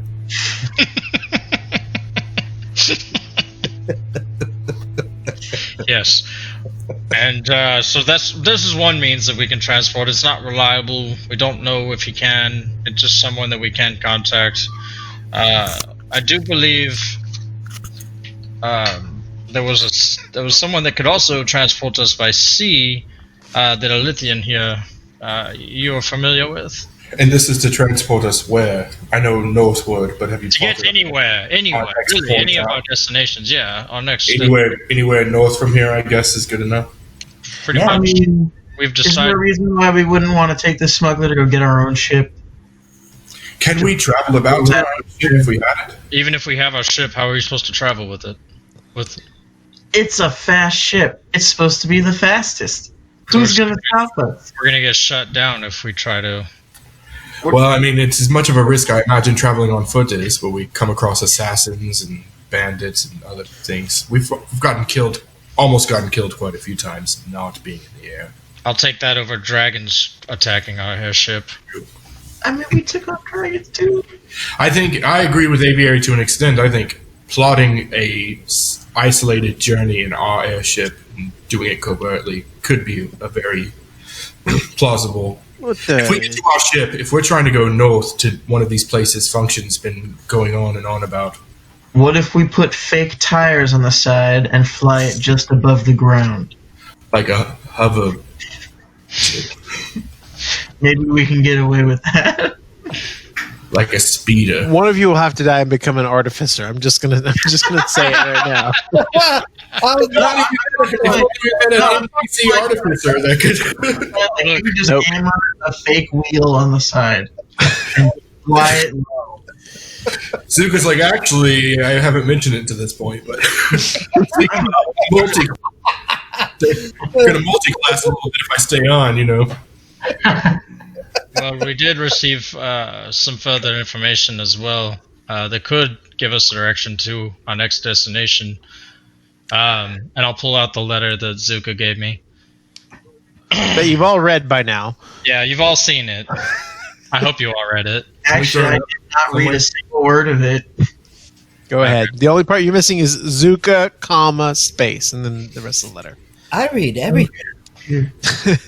I put it out on the table, pass it around. I want to read it out loud for us. Take your time, pass it around. Sure. Function. Grow up. Function, read it out loud. There you go. Oh God. Okay. So stop. For our audio only audience. For our blind audience. As Function or Darren? No, you have to do it as Function. Renzu. Oh, as Our visually impaired audience, would you please read it out loud? Luca, I hope this letter finds you well and the courier proves to be reliable. After our last meeting, I have continued to search out the whereabouts of our most sacred artifacts. As you know, my terminal destination was that of the dry sand of Bouchard. But before even leaving the fertile ocean of grass, I encountered the highwaymen. He's turning into Arnold Schwarzenegger. Go ahead. Take over from there. Your turn. Attempting to waylay unwary First off- travelers. Fear not. That was a 9 out of 10 Trade Federation accent. I'm just saying. That was fun. That's great. That's If you fucking were, great. if yours was a little bit slightly more Well, Asian on and a the racist, droid it would be perfect. Because that accent was. Wait, on the droid Is decon. that legal? It sounded like he was reading about Samurai's like ex-girlfriend. Even legal? This is getting out of hand. Now there are two of All them. of them. Fear not, they were dispatched with little effort, and their dastardly intentions will not bother these lands again. In these tumultuous times, brigands should come to no surprise. What did perpetuate this writing was a series of letters found in the leader's satchel. It seems that this Doing great. Keep going. belonged to a loose affiliation Caribbean. by the name of the Broken Eye. Several dispatches were encoded, orders to the Broken Eye members within. Yet, third,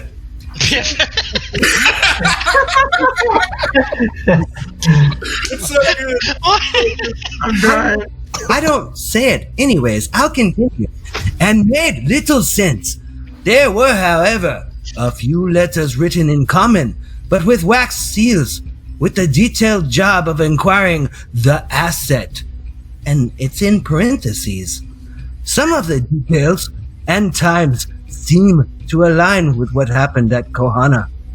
It seems that a ludicrous amount is being offered for urns, similar to sacred artifact, and the relics should be handled in a high-ranking lieutenant within the Broken Eye by the name of Gold Scale. Here is the Broken Eye once again. It goes on, but you can read the rest. Is the accent that Function just used anything like the actual person who wrote the letter? Yeah, dude. Function nailed it. Function did great. How do you know what he sounds like by his handwriting? That is insane. Well, you described it, and I've been reading, and I've That was great. He has one of those pens, and it comes out in that color of the flag. It's very active. Very, very good. Function always is listening.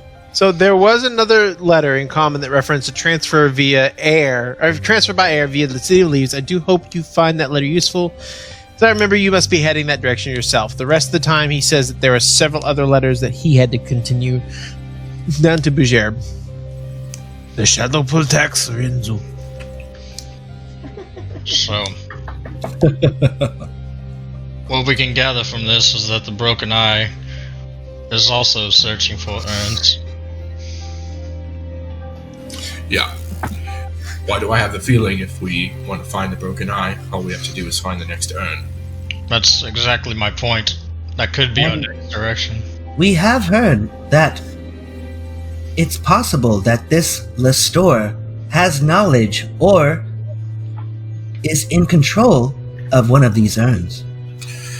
Are we all in agreement that we're going to continue to destroy these things? Is anybody else thinking that we should be doing some recovering them? No, I- I mean, I'm interested in to see what Function has to do with them. I mean, you saw the reaction that we had But- just getting next to one. Not so If we get- interested that I want to destroy the planet. If we get there before them and can get one out, we could experiment with it a little bit and try to understand it. I mean, that's obviously a scary thing, but I mean, these. Well, Yeah. I would say this. Hang on. One thing to note before I let y'all continue.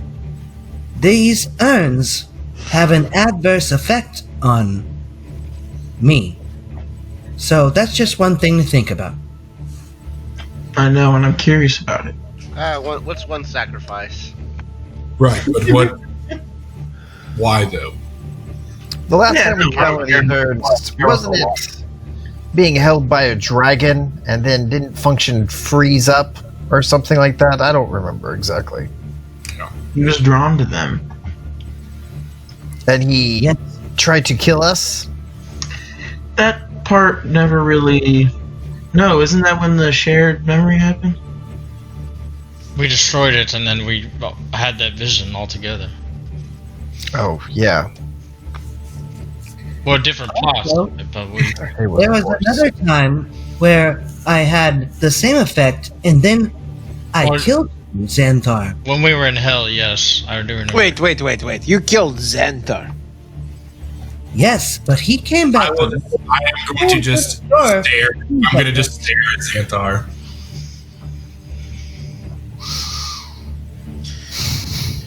My, you have grown quite powerful to overpower death itself. He's like on his 5th plate of bacon, by the way. He's just chowing down bacon. Nice. Ah, Anyway, do we have any idea where we can look for the next urn? I've got a feeling it's going to be north of here.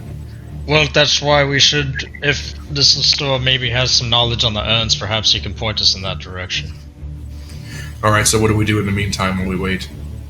We need to get to Sure. some kind of meeting with this person. also, we need to get paid. Xanthar, can you reach out to your contact at wherever you expected the money to be? Oh yeah. New, Here? uh, Here? Right here where we are. Yeah. Grandfather, have I gotten any mail? Oh, I apologize. Mail? Actually, convenient. You got a couple of bills that we have paid if you want those. I've got some bills to pay if you. No. This is family business. Oh, I misunderstood. But no other mail aside from what good Sir Zuka received last night, which apparently was this letter. You are all on an interesting adventure, I might say. And the fact that you met Prince Olden last night, he's a close friend of the family. So, what do you say we go see if we can figure out this ride situation, and then maybe by the time we do that, we'll know where we're going. Oh, we need Well, we need to have some kind of meet with him, right? Right. We need to Perhaps, perhaps I look at the grandfather. Perhaps you know of a way that we can come in contact, or at least get some kind of audience with the store. Ah, yes. You said he was an airship person? He has an airship, yes? Apparently, he smuggles goods with his airship. Yes. Oh, very good, very good. You mostly find the airship crews to be up in the Al Ramsden airfields. That's mostly where they tend to keep on their own. We're over here in the Umber Branch district. It's come to my attention that I might need to get some new clothing. What part of town should I go to do that? Oh, You may go shopping, but you may also gather what you need from here. I think you have been to our more, let's call it a less public region of the house. We have many costumes, many forms of dress. You feel welcome to take what you need from there. If you do not find something to your liking, feel free to go out the city. perfect. Thank you. At this point, you hear a small, kind of soft knocking, and the door creaks open. And you see these two giant glasses poke in. I'm not interrupting, and I. Come on in. So the same dwarven lady kind of comes in, and she's carrying a couple of big books and drops them up here and turns a couple page. All right, so I think I found your what you're talking about right here. So this you said his name was Quick Headtaker, right? Zuka? Is that correct? Queek. Yes. Quick Headtaker, right? Quick Headtaker was a member of an ancient order of assassins called the Skaven. And these Skaven were bred and essentially created specifically to assassinate, but only for certain enchanted methods, enchanted regions. So there were many ways to summon a Quick Headtaker. One of them was through some type of divination spell. It seems that they were most... Sorry, I'm going back and forth on accents here. Sorry, she's Scottish. It seems that she was most associated with this thing called the Deck of Several Items. Have you ever heard of one of these before? Yes. Yes. There apparently is a card that you can pull. Did we all forget? Yes, nobody has any recollections We of forgot having about them. Yeah, we Sorry. forgot about them. But you know that cards exist. So No. there's a particular card that you can pull, and if you do, then you become victim of one of the assassins, and it has this imposing feeling on you wherever you go, and it's always there as this rat man looks for you. Once it is killed, the spell is dispelled, and you never have to worry about it again. I was being tricked by an assassin because of a curse. Did you ever pull a card, sir? Wait, plot hole wise, Didn't I remove curse from him? Yeah, you did. You did Yeah. a restoration on me. It's But you not don't a have to worry. curse, though. Yeah, it's not a It curse. doesn't remove everything. You have to specify. No, there were multiple things. I had multiple things on me. You did, but when you drew, this is completely meta. But when you drew your second card, it was that an assassin, like a celestial Oh, yeah. assassin, came after you. Whatever function restored from me was whatever I had found in that book I stole. Yes, that actually was a curse. This, however, is not a curse. This is a. So, like I said, I am the most cursed or not cursed person. Like there, I had a So this hole was a start. Like you're a magic card with a whole bunch of counters on tell you. you, But in I can tell you this right now. The night that I identified all of Xanthar's magical items that he had found, do you remember that, Zan? We sat on the hill that night, and I identified all of the things that I could from him. I woke up the next morning with this incredibly strange feeling that something was coming for me. And Zan, I don't remember you having any cards or anything, but you definitely had some magical items with you that night. I feel that feeling has left me. I feel different today. And this explanation of what this creature is makes sense to me, because I had this feeling something was coming for me, that creature's been killed, and I no longer feel that way.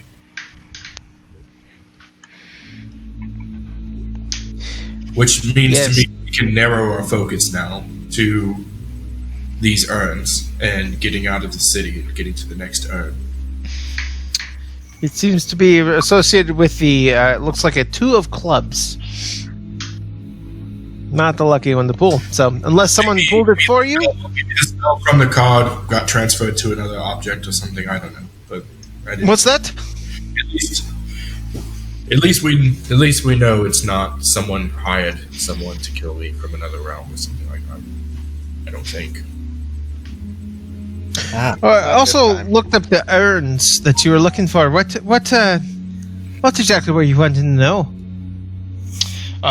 If there was any kind of particular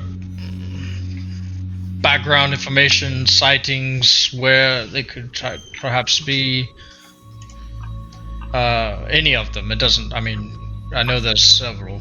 I have a particular question. Do you want me to answer this first, or do yours? Oh, I'm sorry. Go ahead. I apologize. No, that- no, not the Well, problem. is your question about the urns? Yes, it's similar. So what is your question then? I was thinking of narrowing it to a particular question that I think would answer all of those, Bragar, which is, why were they made so special? And how? Oh, well, it Does turns that out. answer what you were asking, Bragar? Just more information on them. Yes. Yes. Well, in several cases, it does look like the urns themselves were created to house the magical energies of the wizard saint that's associated with it, such as the Nethicite that went to Balthazar Etruscan, or the Terracite that went with Cazador Stonehollow. They all were connected to different aspects of nature and the different regions that they ended up watching over. And when they passed from this material plane, they were not imprisoned, but they were almost enshrined in a magical urn that withheld their magical essence and didn't allow it to dissipate to the land, but instead allowed it to be worshipped and provided a boon to those who followed their ways, almost as if it were an ancestor guidance, if you will. That's the story, anyway. I don't believe a bit of it, but that's what people claim. So these were worshipped, or I mean, not worshipped, but perhaps honored from family to family. Yes. In some cases, they were worshipped. There are certain cases where they believe that they imbued mystical powers. Most of the times, it's just the teachings are passed down, and this is seen as an honorary or a relic of the wisdom of the ancients or the families, if you might. Any indication of their locations? Most of that was hidden long ago. If you know the stories of the wizard saints, it typically tells you where they go. In most cases, the followers of each urn, they typically keep them hidden because they would fetch a pretty penny, and they want to keep them secured. So it's not well known. So if they are passed down, or it's from generation on the family side, do they stay in the same family as the wizard saint? No, I don't think so. It looks like they mostly they stay in the same cultural affinities, maybe. Not necessarily the families. A lot of the wizard saints never even had children, so it would be hard for them to pass on, but okay, certain ones did. So basically, maybe a town or village affiliated with the wizard saint is where... That's right. Typically, they're monasteries as well. Monasteries. Right. And there may be towns that grew up around the monasteries. Some of them are more famous, like up in Montavis, which is the famous capital of the era Cochrane. Up there, that's where Cyrus Glynn was enshrined, and he followed Melora and Vesper Sight and all of that business. But yeah, it just depends on what region you're in. Do you have the specific regions for each urn? Most of them, unfortunately, I do not. I did review that in the library. You did, and I haven't gotten that to you yet. I do apologize for that. Okay. I could probably find that in a book. I'll be right back. Kind of leaves the room. Does anybody need a bathroom break at this point? I'm sorry. Yes. Okay, let's go ahead and take a pause here as she's returning a book. Perfect, thank you.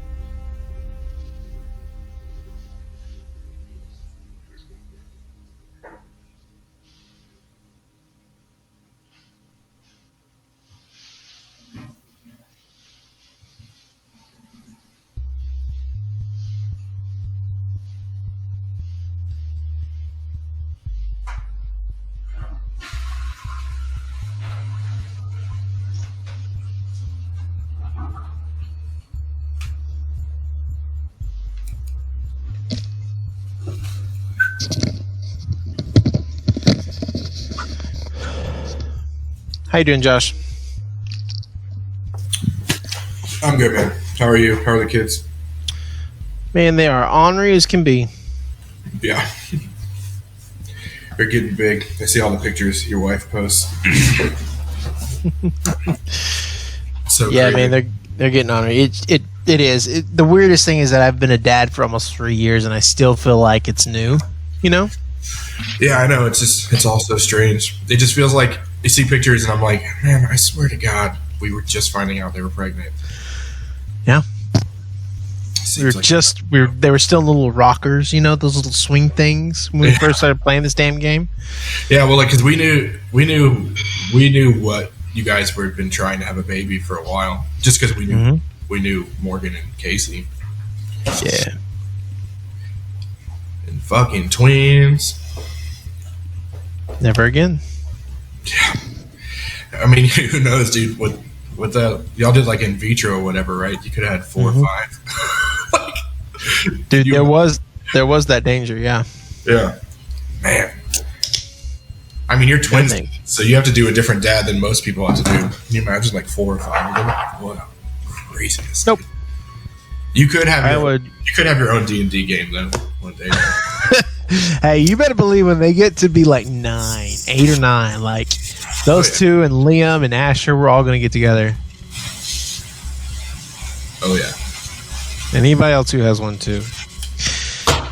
But yeah.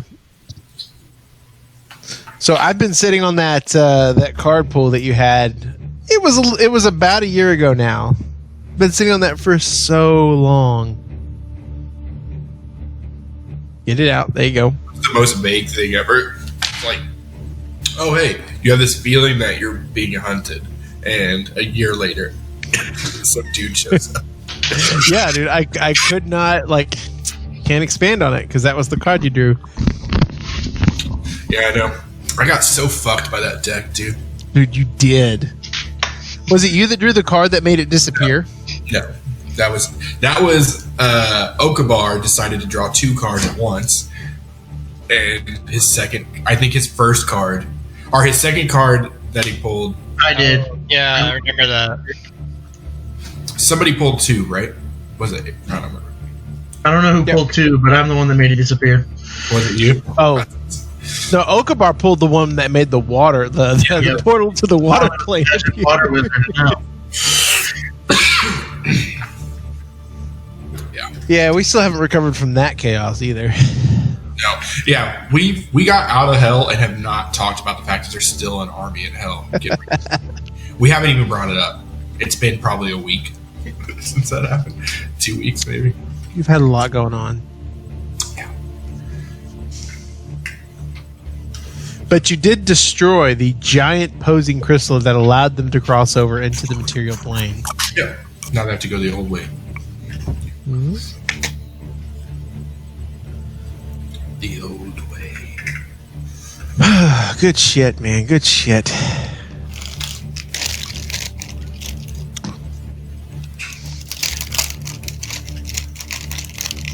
I'm going to be real meta and just let everybody know I'm going to be so disappointed if we leave this place without going to the Fae. Come on. Are we ready for that? Probably not. Like, we barely survived that fucking creature. I mean, can we get a tour? Like, what's up? What's just right on the other side?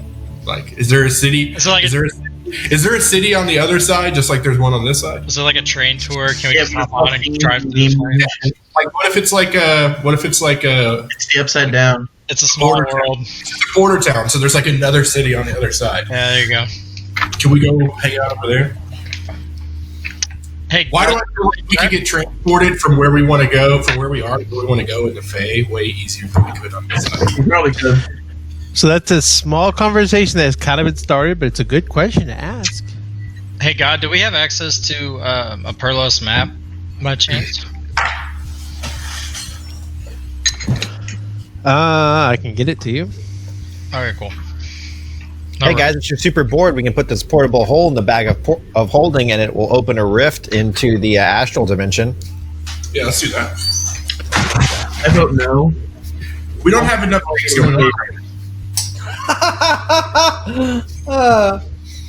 The game's getting kind of boring. There's nothing going on. So Right. buffet. Whatever. Yeah, we don't have anything to do on our to-do list. We just did a side quest. I'm trying my hardest to keep this in curve, but you guys. We have done nothing but side quests.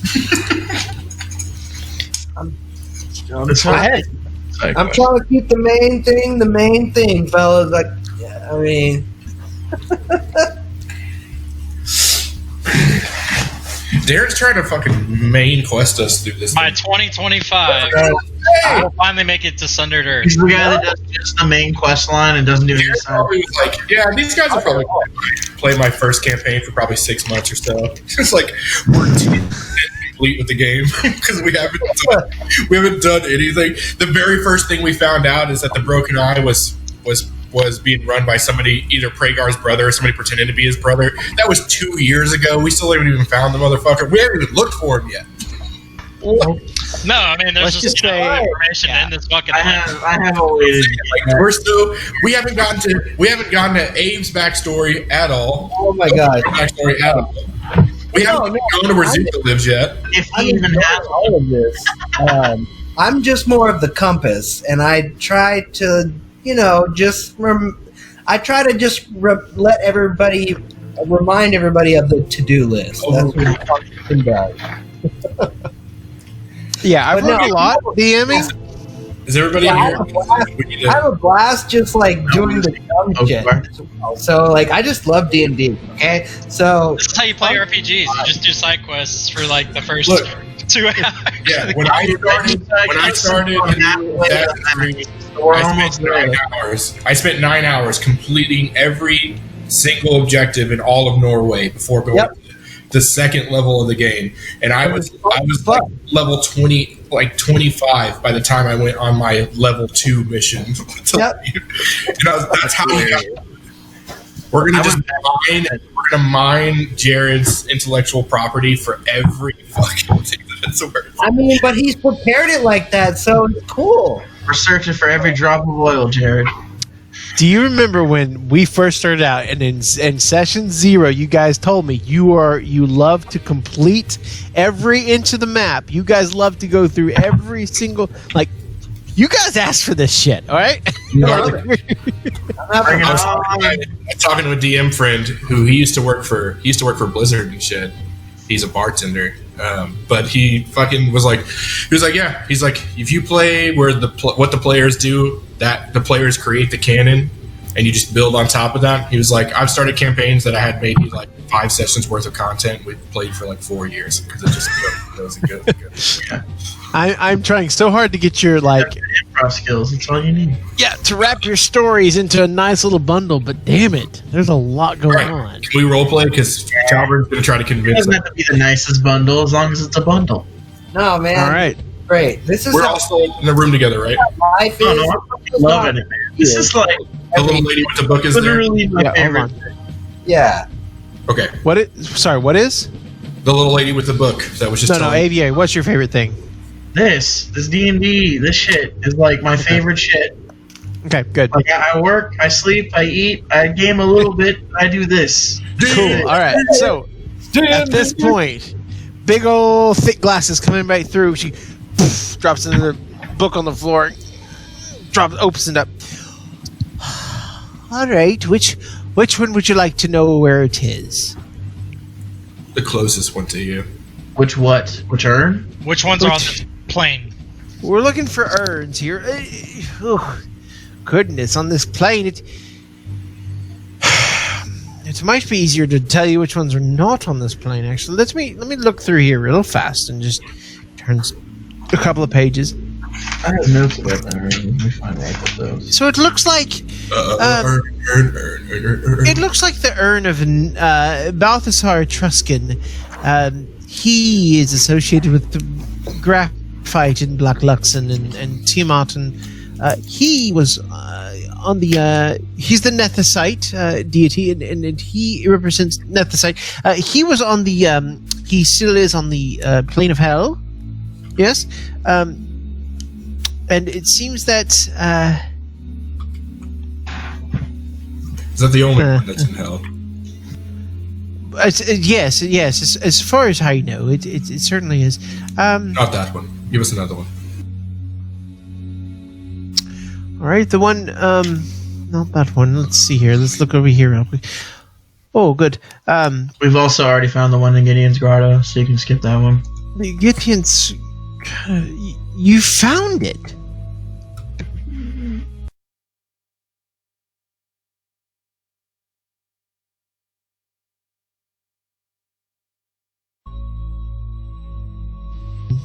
He's the one associated with Fania, the goddess, Melora, if you will.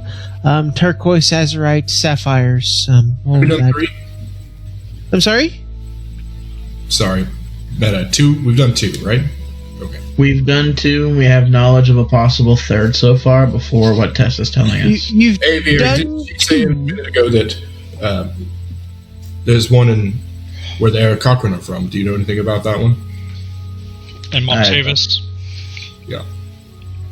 I have notes of I've got some notes about what we've got for the urns, but it's very minimal. Well, I'm asking, like, have you been to the capital city, and do you know about the one that's there? I'm not a city bird. I'm a wilderness bird. He's not a pigeon, he's an eagle. I'm a country bird. I don't really like the city.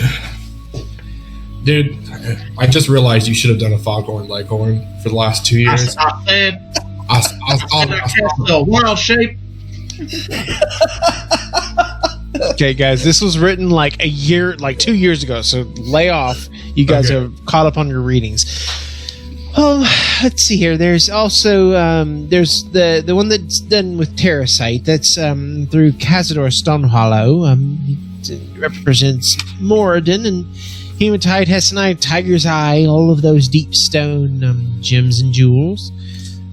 He should be up. It says somewhere southwest of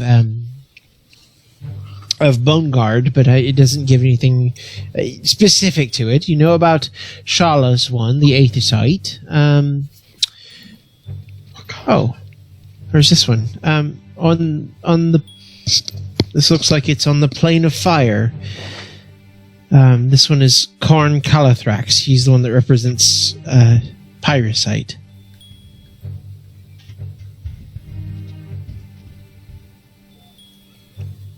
On the fire plane. Yes, there's hail and there's a fire plane. That's correct. Okay. Fire can burn you, but it can also cook your food. It's neither good nor evil. It's an element.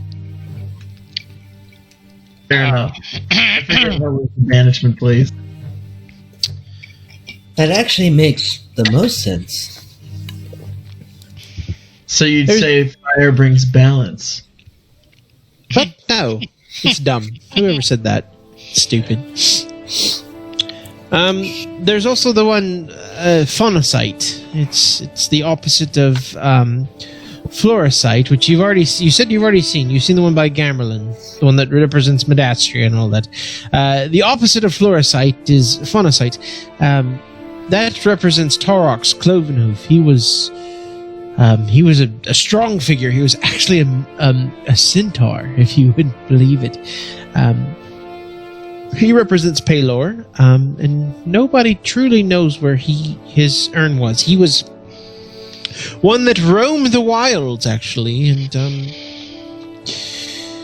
nobody knows. And then, last but not least, there is the great Himmel site is owned by Gideon Goldeneyes himself. He was a representative of Bahamut, the Platinum Dragon, and supposedly his urn, he never truly died. He put his soul into an amulet that the prism still wears to this day.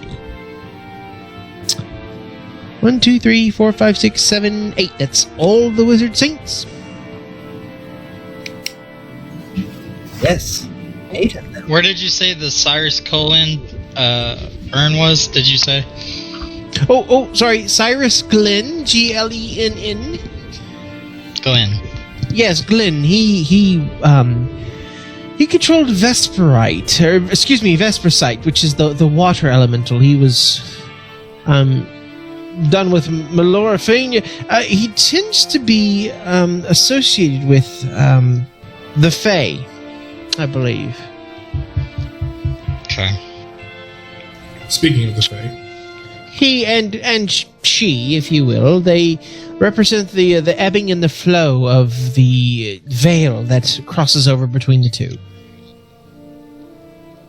He allows sailors, whom she holds in high regards. He allows sailors to pass over into the protected realm, or the Fae, as they call it. It's a load of boohickey, obviously. No. Boohickey? What does that... It means poppycock. How difficult is it to pass a gateway into the wilds? That's what I used to call my grandfather.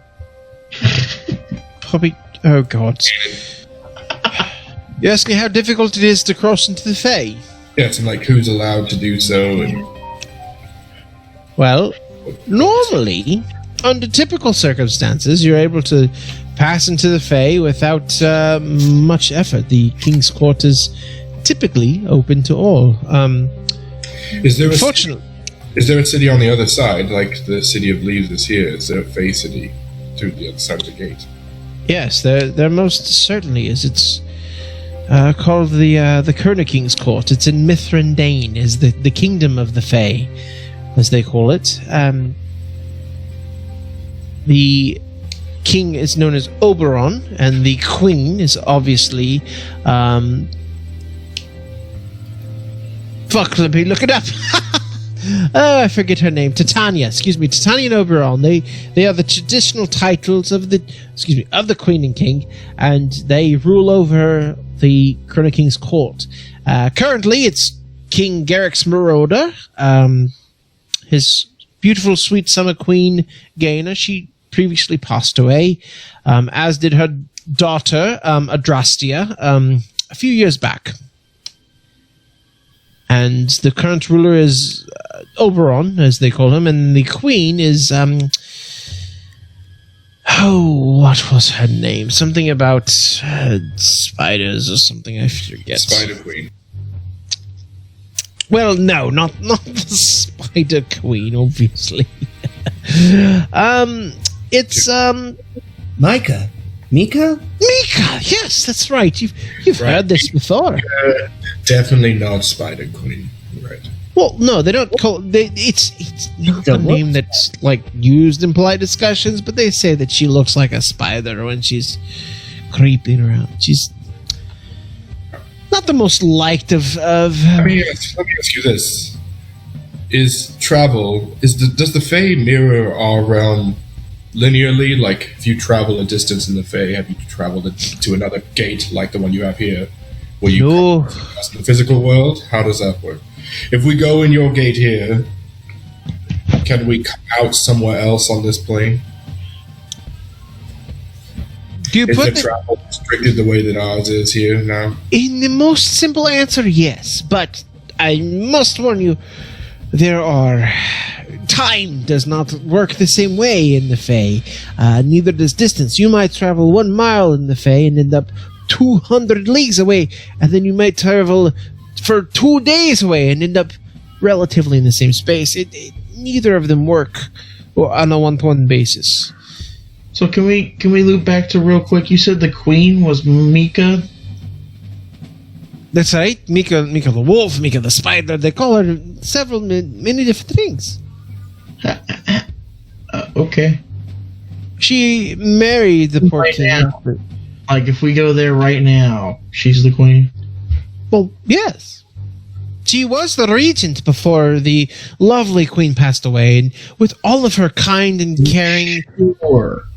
deeds, she ended up becoming the queen by virtue of just hard work. She's an inspiration to us all, of course. Hard work. Okay. I mean, when the king went into his deep, dark depression, Mika, she was able to step up and helped the kingdom function. Everyone was so heartbroken at the passing. Yes, sure. Everyone was so heartbroken at the passing of the queen that Mika was able to steer everything together and have it go. Okay. It's a nice story.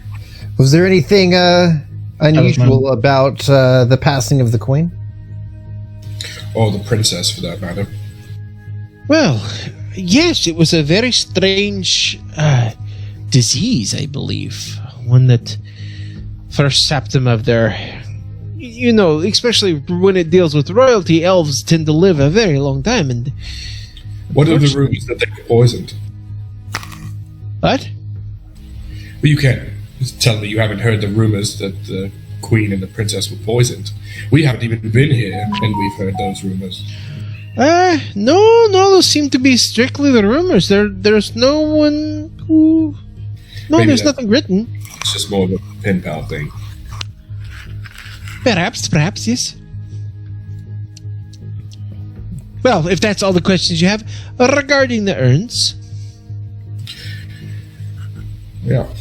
Yes, thank you very much. But of course. In your opinion, would we have an easier time finding the means to travel a long distance here or in the Fae? Magical or otherwise. To put it quite plainly, I am a fan of numbers. I like things that are 1, 2, 3, 4, 5. That never changes. Nothing ever alters from that. I like things that are reliable, that you can count on. The Fae is exactly not that. There is a reason I have not gone there. It is unruly. People come back, they don't know where they are, they don't understand how they got here. They could be from the past, they could be from the future. It is not an easy or pleasant travel. I understand, thank you. Of course. And closes her books, starts to carry him off, and I don't pay her enough, huh? So, tell me, why the interest in these urns that you have? What is it? Well, we've come across 2 of them just by fate, if you will. I noticed that you did not use the word of chance or happenstance. Some people think those are the same thing. But... And you think you know where there is another one? I don't know, function, all the maps and notes that we have. We heard of a possibility of a location of them. That's all hearsay, though. If we are going to go towards the urns, we must find Listor and seek him out. I see. If, the smugglers, however, our best option. we are going to want our own ship, we will have to talk to King Leoncoeur himself, which is another travel in itself. So, my opinion is to go, but I will leave it up to you. Him or the prince, of course. What do you mean, the prince? Well, here in the city, right? Sorry? We're supposed to speak to that prince that you met last night here in the city. No. He is not truly a prince. Prince Aldrin is... he's more of a principal. He does not wield the power that an actual royal person would wield. Aldrin is... he's a minor noble at best. And while we do appreciate him, he does not even reign... He could introduce us to a smuggler. Is that right? Yes. What did he say about this smuggler? He just said that he's used him from time to time to transport certain goods. He did not really say anything else. He just said that perhaps he is, associated with the Leia. He could help us out because we've, Yes. worked with the Leia family. Make sure you do not confuse Prince Aldrin, who is one of the minor princes, to the actual king's son, whose name is Karl Franz Leoncoeur. Much more important. I heard he was traveling actually recently. Traveling where? I do not know these things, but he did embark from Bongard rather quickly. About what is it? Maybe almost 3 weeks ago now. Isn't Baumgard where we think one of the others might be? Bongard is the capital of all of the kingdom. Didn't we see a carriage a couple days ago? It was southwest of Bongard. Yeah, we did see a carriage speed out of here. Speeding towards the City of Leaves. Yeah. It passed us coming here, right? Well, I will say this. The letter said that the person who is in search of these urns, or has something to do with these urns, is via the City of Leaves. Am I reading this correct, Pragar? Well, I do believe in the letter just described that the affiliation that I believe that we came in contact with was part of the Broken Eye having contact about their urns as well. So I don't know if it has something to do with just the City of Leaves. But this contact was of Zuka's, so Zuka, where your contact was where? He was heading to the southeast to actually try and find out more about Cazador's urn. Right. So it seems like, regardless, we need to leave this city. Now, where to is kind of where we need to decide. I say we find out more about this Lascaux character and where he is going. Yeah, where can he get us to? This is an interesting question. True. And what would he require? Well, now that we know where some of the urns could be, we could track down, or try to track down more information about the ones on this plane before we try to, travel across to the Fey or Fire plane, for sure. Yeah, I think we should speak to the smuggler and find out where he could take us and how much it would cost to get there. Alright, well, I'm assuming that we need to have a conversation with Alden. Yeah, let's go find him. Is there anything else we want to discuss before we go? So that's our plan? Alright. Find the next urn. Follow the breadcrumbs, it seems. Yes. But it does seem like the Broken Eye's on our trail as well, so we need to be careful and not lead them to it. And we have a name. Goldscale. Yes. I can imagine. Golden Scales, Pragar. Yes, and what's more concerning is he's just a high-ranking lieutenant. That means that there's higher-ups that we're not even aware of, or we've not even come in contact about. Well, it is inevitable that we will run into them eventually if we search for these urns. Very much so. Two birds with one stone. I read that in a book. Alright. That laugh thing, that was weird. Do we need to get any kind of shopping done or anything before we go before we try to have a meeting with Alden again? Do we need supplies? Do we need anything before we leave here? I would like to find a jeweler of some sort, or someone that has that in their possession. I could use some more potions unless you guys have some to spare. We are definitely low on potions as far as what I have carried in the bag of holding. I do need a potion.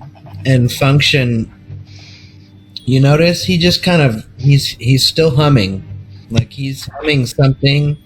Like he's heard Tal play multiple songs in the past, and he just keeps humming. Function, why the fuck are you humming?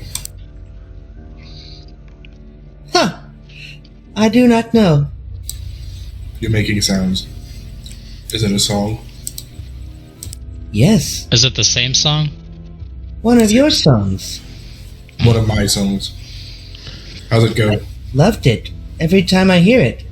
You know, the one about all hail the Nemesis 6. We're coming to Sticks. That sounds like a shitty song. That was one of mine. It was one of your first songs. One of your early discographies, yes. Yes. Yeah. But I love your music. And I don't know. I'm very happy. It is odd. You're happy and humming. I seem hopeful. We are on a path. This is good. Yeah, And then I hit him on the shoulder, and you feel like inspired a little bit. A little bit, but yes, you feel inspired. Halfway inspired. All right. Guys, in case you were wondering, Function is still being weird, but now in a different way than before. Completely uniquely weird, yes. It changes every week. Once again, his weirdness has changed. Same level of weird, just a little bit different flavor this time. It's that time of the month. It's only been a month since this last change. Function's weird flavor of the week. Yes. Mine is mushy. Oh, yes, we should get your... your child, your mush child. I was gonna see if it'd be better for him to stay or not. But, Aww. You No. We should definitely check on Bushy. I'm gonna go check in on him at least. Yeah, before. Okay, you're fucking huge now. Doesn't have to be this session, but if we're leaving, then it does. So jewelry. Okay, you're going back to the Church of Mold, right, Aviary? Sure. Okay. Who else needs to do some shopping here? I need to find some kind of jeweler or someone that sells gems. Okay. You need to make an investigation check. And who wanted to buy potions? I'll go with that person if they want to investigate with me. I don't know if that I'm works. always looking for potions. I'll go with Pragar because he wants jewelry. Zan, you're on mute.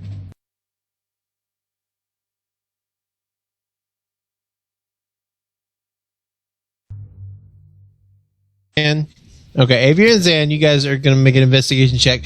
Pragar, Talvin, you guys make an investigation check as well.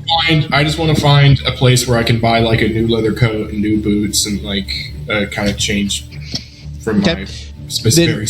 We both make separate rolls, or somebody does it with advantage? What am I rolling for? Each of you make separate rolls since you're watching for different things. Avian, you can roll with advantage to try to find potions. Right, it's going to be investigation. God damn it! Every time. Nice. 21. You want me to roll it with advantage? Okay. Yes, sir. Oh, I'm not going to use his I insight. don't have advantage, right? No. Mm-mm. Okay, so. Were you giving that to me for my? That's only for smell, I believe. I'm giving that to you because Xanthar is going with you. Oh, okay, cool. Yeah. I only have advantage with smell stuff, so. But isn't Tal going with me? So wouldn't we be looking for the same thing? Tal was looking for clothing. You're looking for. Oh shit! Jewelry, Also, yes. this is my home. It is. Yes, yes, it is. So that helps. Zuka, Okabar, Function. Are you guys doing anything? Are y'all good? I need the potions. Okay, you're going with them. Cool. I'd like to go check out the airfields. Okay. I will go with Zuka to investigate. Okay, good. We'll cover you two guys after all this. Okay, Zuka and Function. Split Yeah. the party. Yep, splitting the party. Here we go. So, Pragar, pretty easily, you go down to kind of the main, I guess it's the shopping district, essentially. It's, where are you guys? Yeah, you guys are still here. Okay, good. Yeah, it's just outside of the Oak of Ages, kind of in this nice little area, and you do find a very nice jeweler shop. And across the top, the jeweler shop says, Jewels by Aminkir. That's Amikiir. and you do kind of realize that it is one of the major families that kind of operates this whole section. It's one of the larger shops too. So you enter, ding ding ding ding, ding, and as the door closes, and it's like going into that big 2-story diamond shop that's in Dallas. Oh God, what is it called? Not Zales, but it's a very Robin Brothers. I don't know. Yes, that Robbins Brothers. That's it right there. Thank you. The Robbins Brothers. That's 2 stories high. That's got all kinds of shit everywhere. Yeah. You walk in there, and it's got display cases upon display cases, and there are 2 very, very well dressed elven creatures who just turn at your entrance and kind of give you like just this really fast. It's almost too fast to detect, but you do this kind of raised eyebrow, like who the fuck are these people? And then they walk up. Good evening, sir. How might I help you this evening? I'm actually interested in your diamonds, and if you have any particular of a certain type. But of course, good sir. Here, we have these little smaller. We do have a couple of large. He kind of goes through his inventory. You do spot one of the particular diamonds that you're kind of looking for this instance, and it's not like the size of your hand or anything, but it is a much larger diamond, and he notices that this one catches your eyes. Good sir, this one here, this is a rare lapis lazuli, but it is white, it's completely clear. It is made of the finest carbonate. Might this pique your interest, sir? Looks pretty interesting. Does he only have the one, or? Oh, of this size? I believe it's only this one. Did you need it for us to try to find more? If that's the only one you have, then that'll do for now. Well, we might have an... Julie runs along there. I forgot to introduce myself. Pardon-moi. What? Don't interrupt, please. My name is Delore. Delore Mon Amakia. And Julie kind of brings out, it's another diamond. That's relatively the same size. It's a little bit less, clarity, a little bit less cut. But the quality is there. So for these 2 diamonds, well, are you interested in both of them? Yes. Well, good. For a group bulk discount, we can offer these for, I would say, as low as 1,500 gold, perhaps. 1,500. That is correct. These are straight from the mines of Morden, and they are freshly cut. There's quite a large demand for these, so 1,500. For both. That's for both as well, right? This is correct. If you did them individually, I would sell them for maybe 850 apiece. If you're interested in just one. Perhaps. Would you be able to part for maybe my price range right now, 1,200? 1,200. Make a persuasion check for me. Yes, I actually have some good standing here with some of the families. Perhaps you can reconsider. Kind of leans over and... Well, I might say that a good standing with the family is a good... Which family might you be in standing with?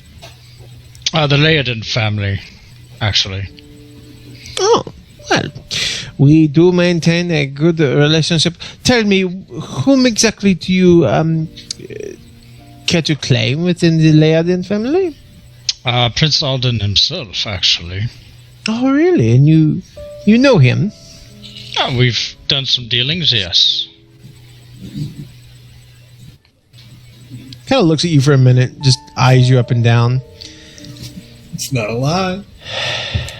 Hey, well, you said 1,200? I can do 1,200. You can do 1,200. I'll do 1,200. Are any of your items here enchanted in any way? Oh, sure, good sir. But of course, we do have some interesting items I will show you. Julie, kind of claps again. The woman back there goes, turns around and goes back. Something that might have some sort of magic on it that would make me a little less vulnerable to attack. I don't wear heavy armor or anything. My armor, and because I like to move quickly and not be over-endowed. So I'm looking for something that maybe is enchanted to help me sustain a little bit better.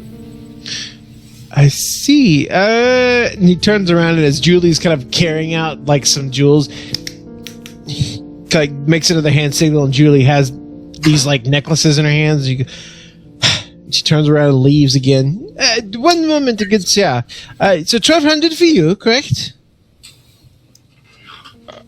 For now, let's see what else you may have for my friend here. He's also affiliated with the Leiden family. He's part of my party. But of course, Julie! And finally, Julie comes out, and she has like kind of the same necklaces she had earlier, and she whispers into his ear, okay.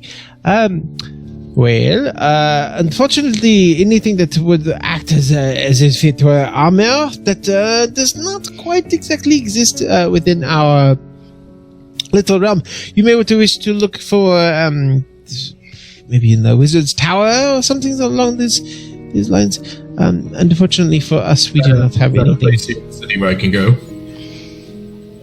Not that I know of. No, that is quite an interesting. We do have this one. Yeah. He kind of hands out, and it's this big necklace, and it's got a big kind of agate down at the bottom that is swinging. This one, look, if you put it on, and he puts it on Julie, and as soon as he clasps it, the cloak that she's wearing goes whoosh, kind of billows out. Aha! You like this? Yes. It is a necklace of billowing. A little wind there. It is magic. Yes. Okay. Thank you. I'm good. Thanks. Oh, You sure? You don't want are you sure? You don't even know the price. You do not know how much you're asking for. No, I don't need any. A mere 3,500 gold. That is all. That is all. I'm good at billowing. We're losing money on this. I can billow pretty well already. Thanks. Ah, Oh, you're gonna go billow outside. You good sir? Are you interested in these 2 diamonds? yes, if you are giving the discount, I'll take those. But of course, 1,200 gold just for you. Okay, change it over. All right, you now have 2 diamonds worth 500 gold in your inventory. All right. Okay. All right. So as you guys leave Talvern, you're in the very rich district, so eventually you find a very nice clothier. What are you trying to do? Well, I mean, I'm gonna try to always be on the lookout for something that can bring my AC up, just because I keep getting hurt. But what I'm trying to do, I'm literally just looking for like a clothes seller that can. I need a new like riding jacket and boots that aren't specifically designed like mine were. Okay, that aren't silver. Yeah. Yeah, something that's like kind of a dark brown on the outside, and then maybe silk lined on the inside, so I can flip it inside out if I wanted to and make it look a little bit nicer. Okay. I don't know if I have to order something like that, but if I can find like a leather rider's jacket that's like silk lined on the inside. What did you rolled? You rolled a 21. Yeah. Okay. All right. So eventually you do make your way, and you do see kind of the nicer shop in the area, and it does seem to have these very well tailored garments. A lot of them are specific to elves. A lot of them are kind of like hempen elven garments that allow you to climb better, or these other things. But they're very specific to elves. And you walk in, and you see this very elderly old man kind of turn around.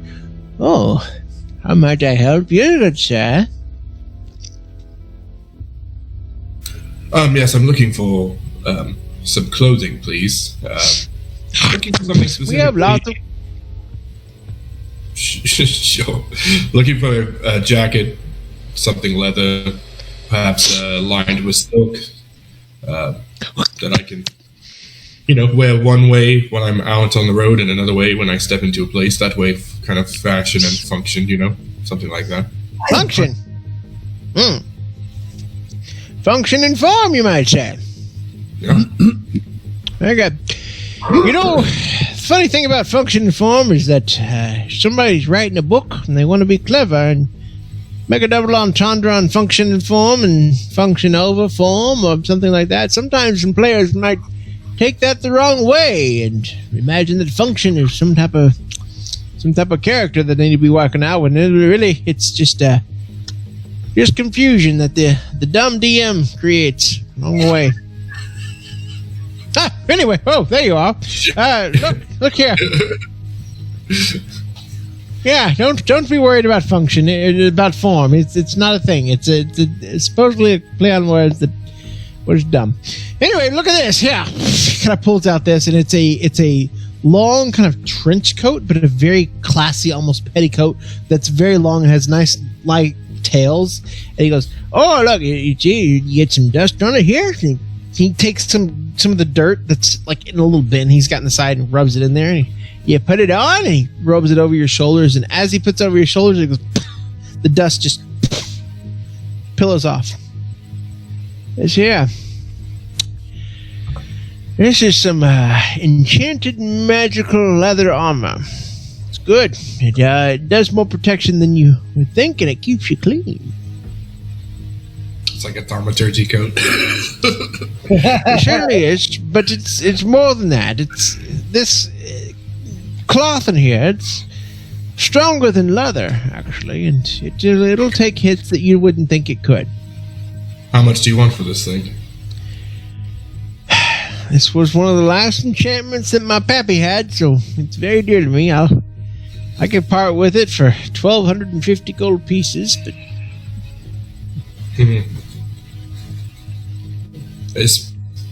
Prager, is there anything in here that you're... Oh, hello, good sir. Yeah, Biggin. I'm just looking over at a mannequin or something that's hanging up. Okay. I don't think you have anything large enough for my size. Nope. We specifically stick to these elven folk. Well, I think I only have 1,000 gold on me at the moment. How much do you need? Well, perhaps when we return to the Leodon house, I can retrieve more at the time. Sir, do you do any dealings with the Leodon family? Oh, well, we've outfitted some of their guard before, that's for sure. Oh, their guard, have you? Do you know who we are? No. We are the new personal guard hired by the Leodon family. No, then you should be sporting his crest, right? We do not. Where subtlety is the nature of our absolutely employ. Yeah. We are actually. You're trustworthy. You work with the family, so obviously we can. I do, and I know that they pay well, so you should have no problem covering this 1,200. There should be a discount for certain members, correct? Yes, the jeweler gave us a discount. It seems strange that someone like yourself that does business with them wouldn't also pay in kind, the same way that those fair jewelers across the street do. He looks across the street. Go ahead and make a persuasion check with advantage since Prager is helping you. Thanks, bud.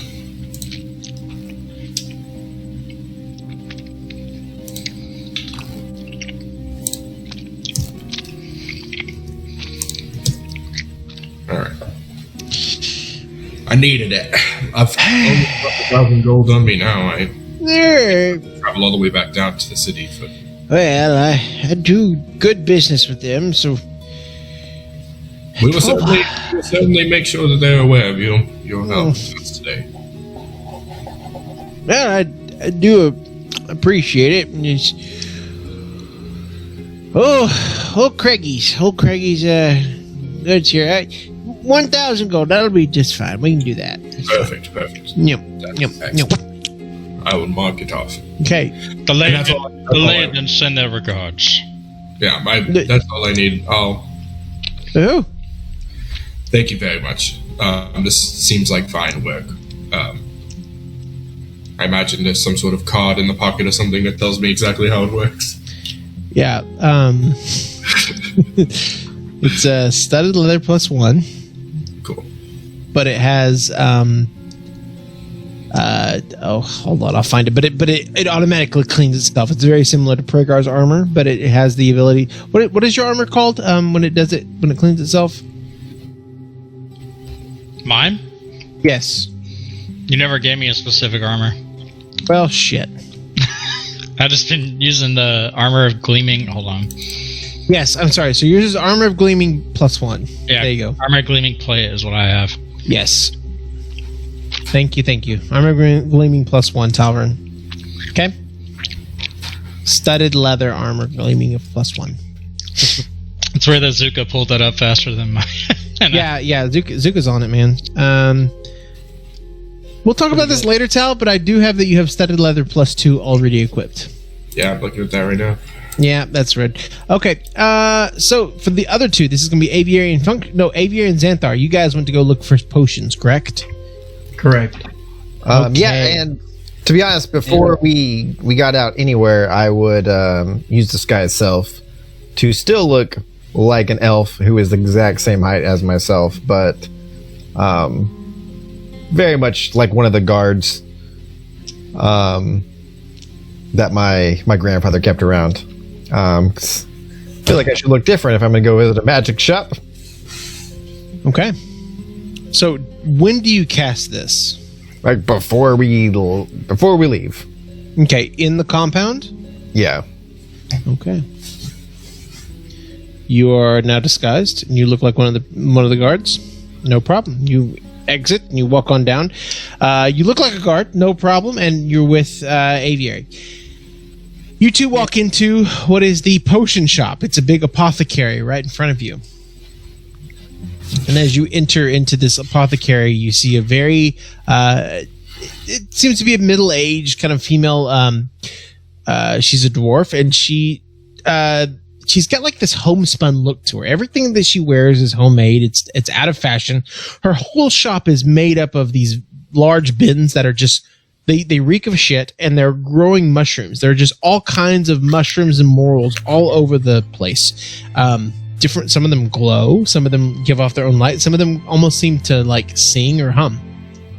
And as you walk in, there's no bell that announces the door opening, but some of the mushrooms kind of unfurl and go, start to make this kind of weird noise. And she comes up from the back and she walks up and she goes, "Hello, what might I do for you?"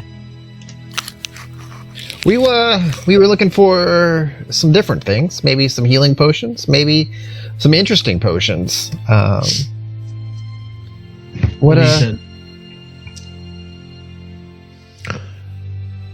some interesting potions. Give me one moment. I'll be right back.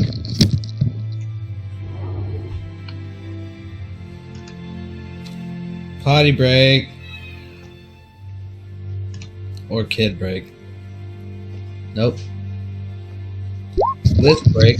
All right, you see? Interesting potions. All right, so you first asked for some potions of healing, is that right? Correct. Yeah. Keep us alive. Oh, okay. Well, I've got a couple here that are quite interesting. Let me pull up my spreadsheet and look at exactly what they were. And she smells like poop. I mean, she smells terrible. Poop and earth, essentially, is what it is. Let's see. All right, and as she's kind of thumbing through her stuff, she like licks her thumb, and her thumb obviously has some like cow poop or something on it, and she doesn't even make a face as she's going through. Oh, okay. So I have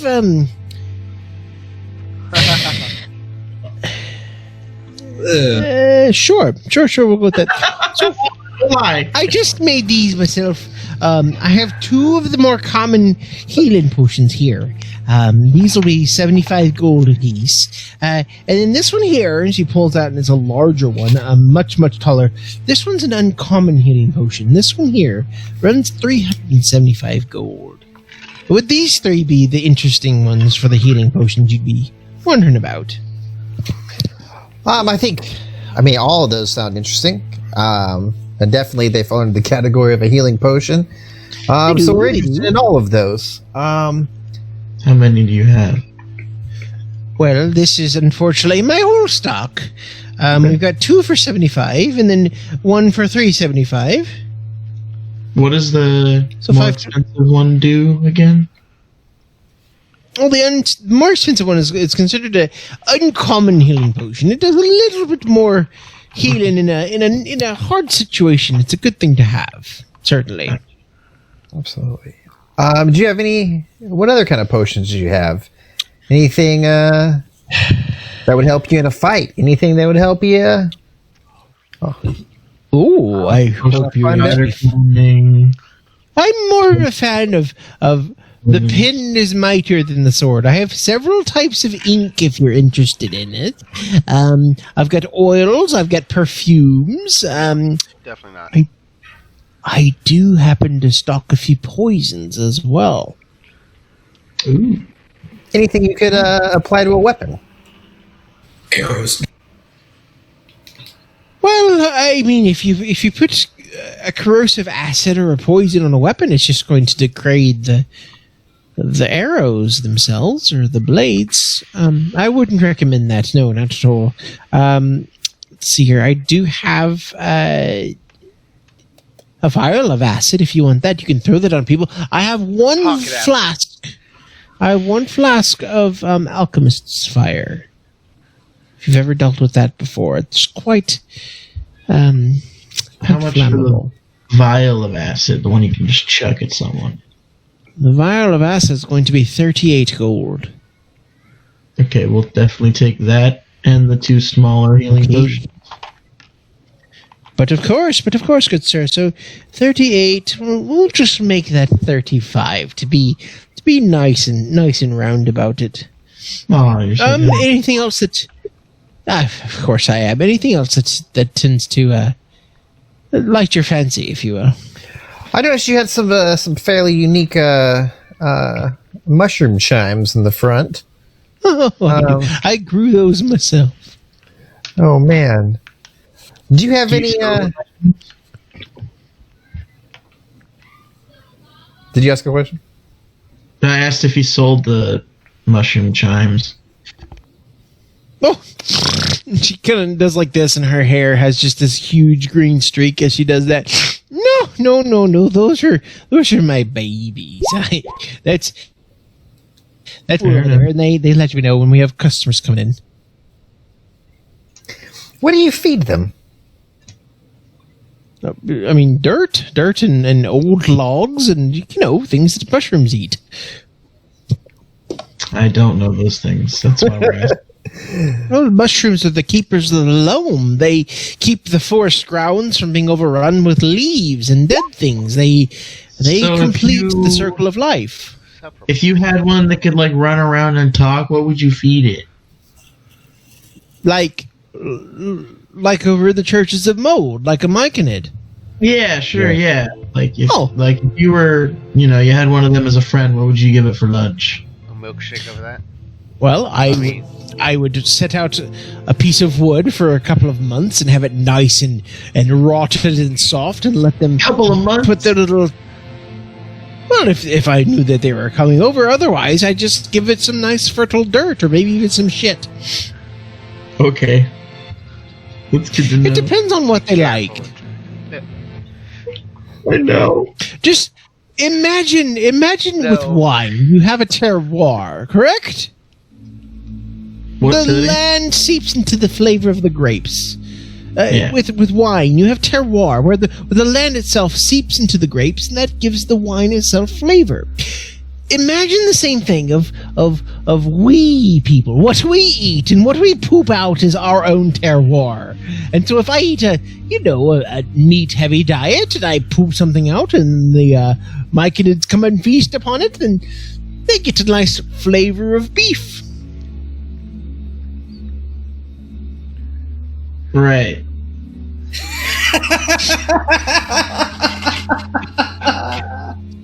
That's the best response ever. All right, so I'm gonna go ahead and give. Can I sell you some poop?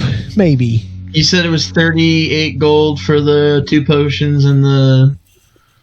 What was the other thing? The vial of acid? No. 75 gold for the 2 healing potions, 375 for the major healing potion, and 35 gold for the vial of acid. Okay, so I'll hand him a bag of the gold for the 575 gold, good sir. Nope, not the. I don't want the 300 one. You don't want the 375 one? Nah. But I did the math for it. I will take it though. Are you there? No. I thought I went with the potions. Oh, yeah. That's the potion group. Yeah. Okay, you're there. So 185 for you, good feathered fellow. Awesome, and I'll hand him the bag of gold. Oh, thank you. And 375 for you, good gentle-skinned good sir. Boom. Oh, thank you, thank you. Deposited. I mean, Given over, of course. Can I interest you in any... Would you like some poop for your friend? we're on fresh supply. Oh, okay. Very nice. Well, is there anything else I can do for you? Any other supplies you have? Well, I mean, what were you looking for? I can probably ascertain or acquire it. You know, it's just, if I wanted to see colors and hear sounds, no, if I wanted to see sounds and hear colors, What? would you have anything for that? You know what? Fuck it, yes. Sure, why not? I have some mushrooms in the back that'll blow your mind. That's kind of what I was looking for. Give me 100 gold and I'll give you a nice little bag of dried party favors. No. I will give her 120. Okay, so she takes that. She comes back. You now have a bag of hallucinatory mushrooms. Perfect. They will, yeah. They will increase your charisma by a certain amount, but they also decrease your intelligence and awareness. Permanently. Very much permanently, yes. So, I mean, can I interest you in, I don't know, a potion of acid resistance, a potion of diminution, a potion of water breathing even, climbing, gaseous form? We've got a couple of those. Okay, which one would you like? Oh no, I already have those. I'm saying. Oh, well, sorry, there's not much use in those also. Yep. Anything for you, good sirs. You, my feathered friend, anything you can have. How much for a potion of water breathing? Oh, a potion of water breathing runs 175 gold for a one-time use.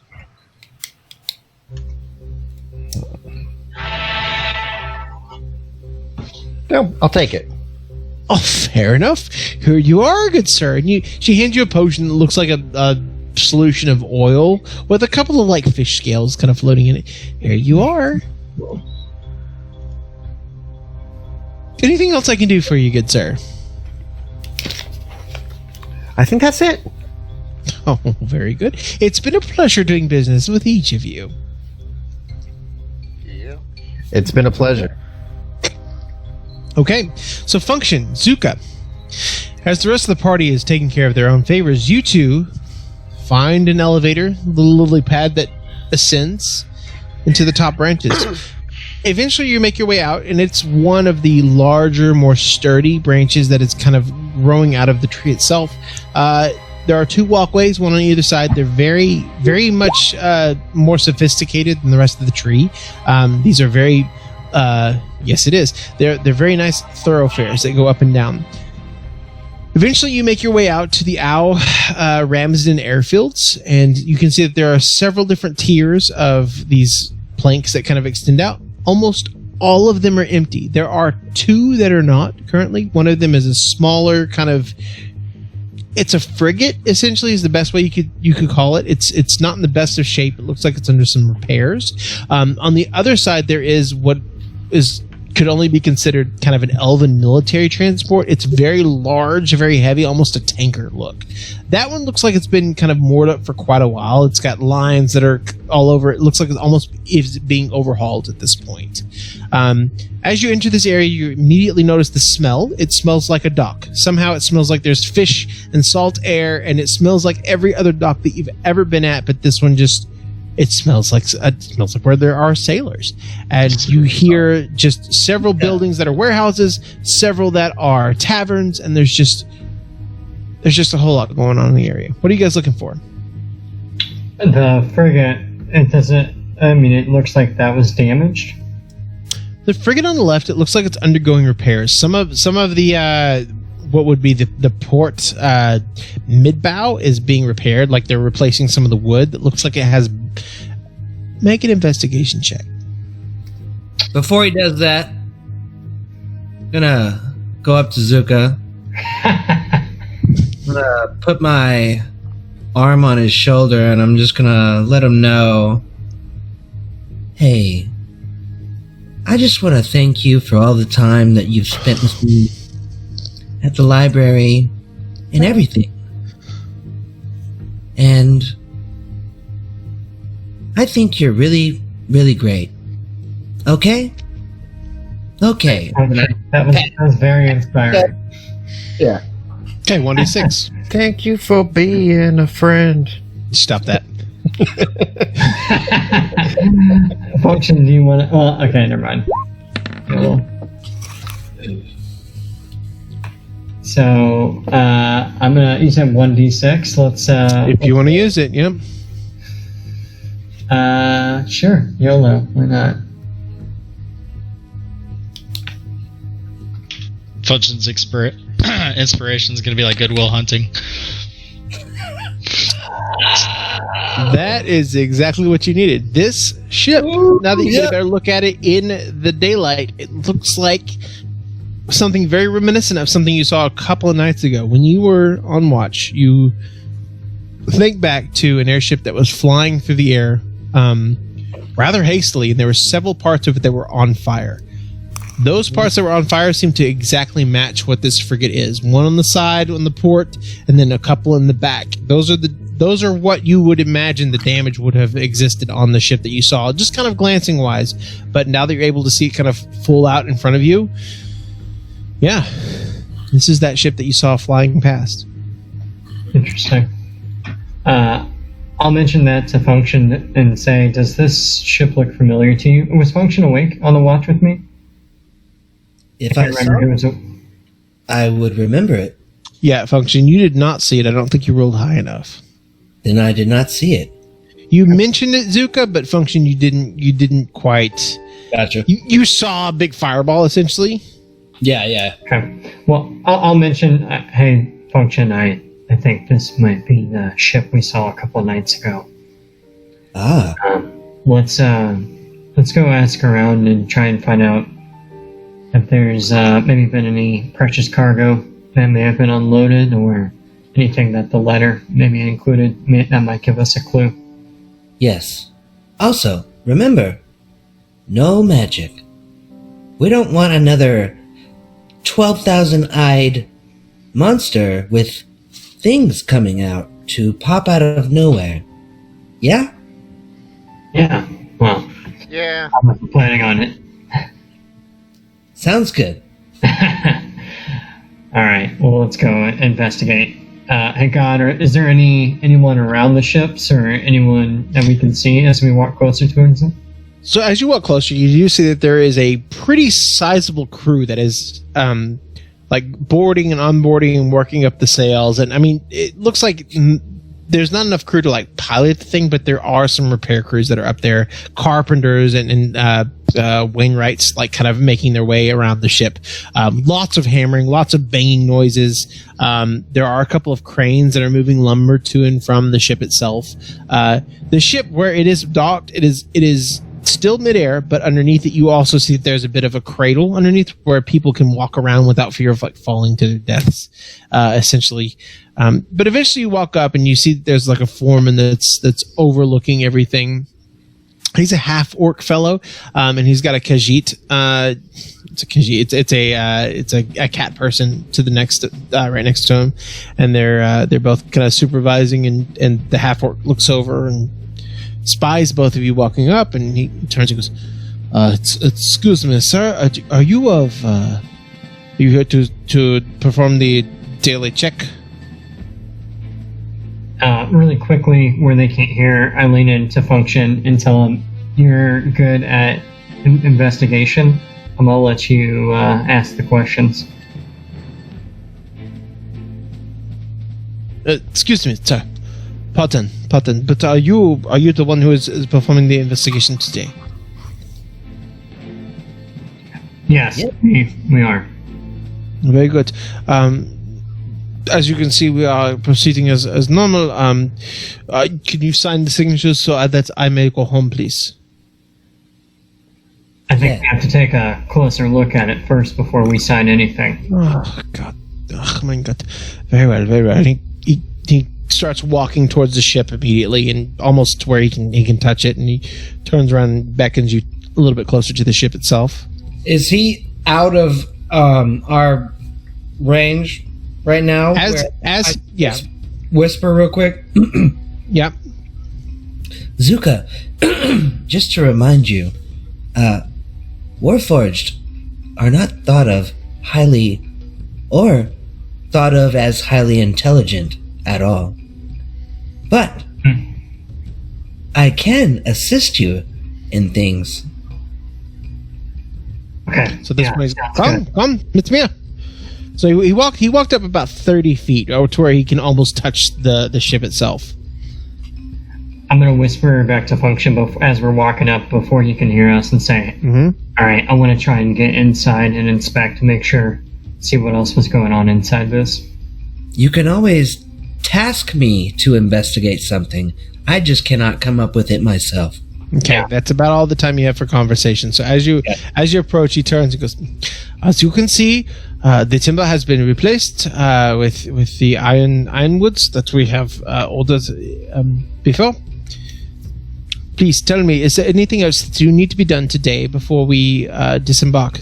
We're still on pace to have our repairs done in 2 days." I think just to make sure the structural integrity of the hull is sufficient, we'll need to take a look on the inside as well. He kind of gives you one of these looks like, we did. Whomever your predecessor was, we did this yesterday. I do not understand why we need to do this again. I'm really thorough, and I'm just doing my job, man. Okay, make a persuasion check. As I step up and stand right behind him, real tall. Okay, are you giving? Were you giving? I'm trying to intimidate. Okay, so this is a persuasion check, and he's eyeballing the Warforged behind you. I'm sorry, sir, but we do not have time to be going on board right now. They're doing very sophisticated repairs at this point anyway. I just need you to sign these papers over. You know that the outer repairs are the only ones that were commissioned anyway, so please, just sign and let us go. And he hands you over a manuscript of...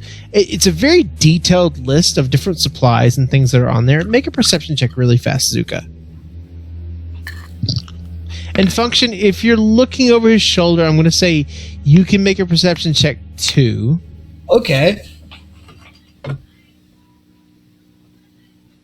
Because he's not trying. He doesn't even pay attention to you, so it's not like you have to hide it all. But his 17's pretty good. Your 20's even better. Okay, very nice. You see the typical fare of what an airship would have.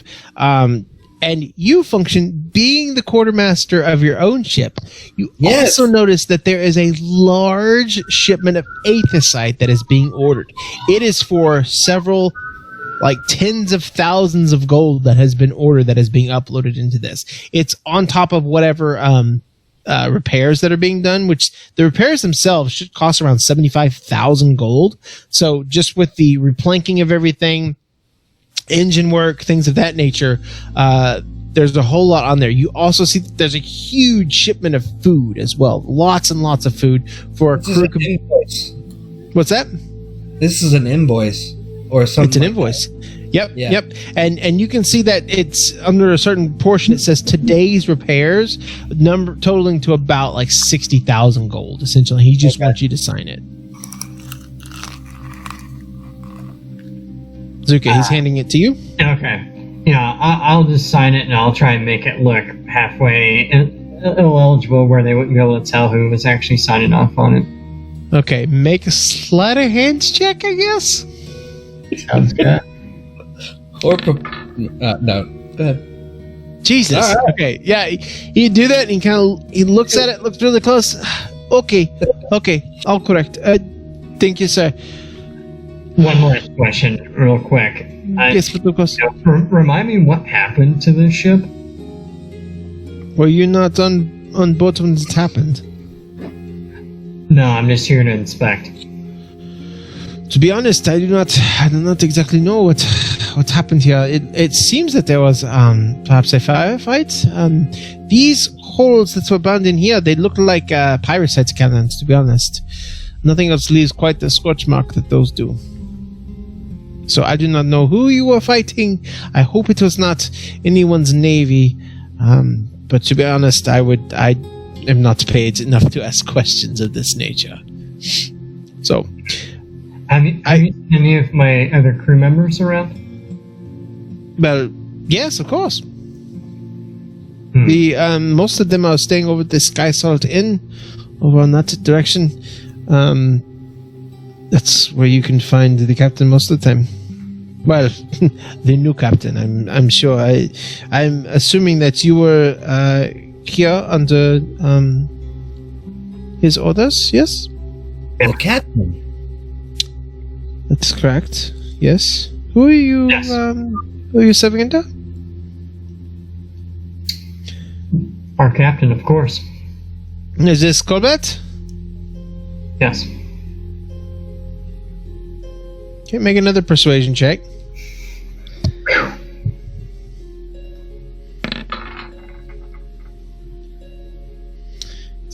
Okay. Oh fuck. Quickly before he's able to respond or anything, I just kind of grab Function by the arm and said, "We should get going," and kind of start walking away. Okay. As you walk away, he kind of looks at the signature, looks at you a little bit, kind of shrugs and goes on his way. By the way, it's not because it's Tabaxi. Sorry, I'm mixing up my genres here. Sorry. So yeah, he turns to his Tabaxi friend and kind of shrugs and goes about his business. As you walk away, you see immediately in front of you that there is the Sky Salt, just kind of right there. It looks like the salty taverns you would expect in a bayside dock that has been fitted into a more airborne capacity.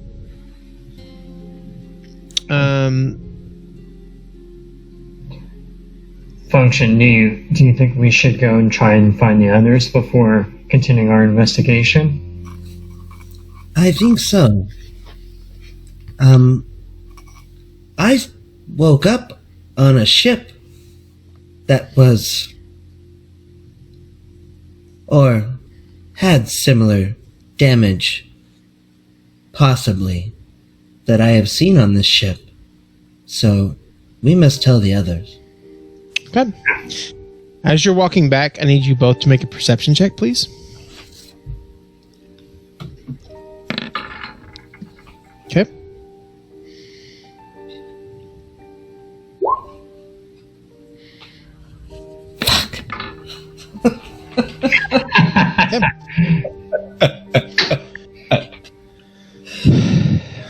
Okay.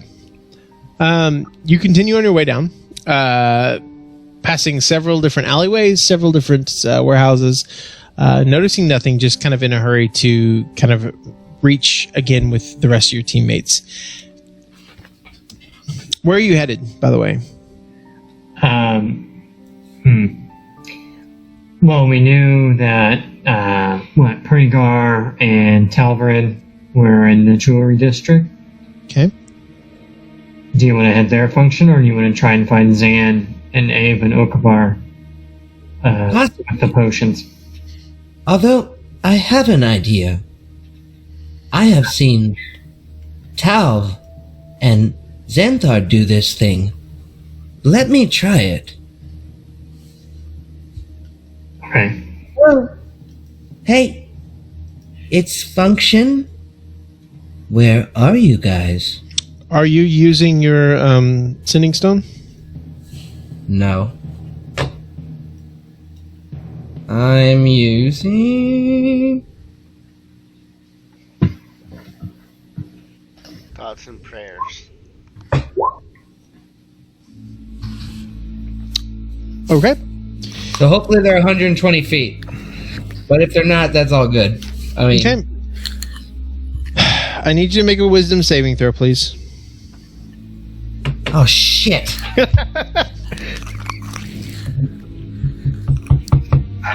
The one who is constantly remind us not to use magic. He forgets.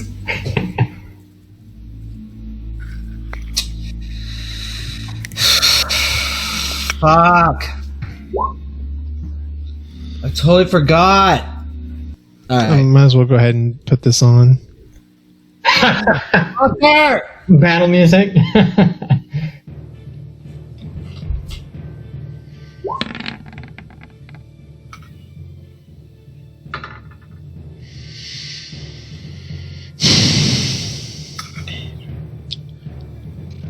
Here we go. Split the party. Don't use magic or you'll have to fight on your own.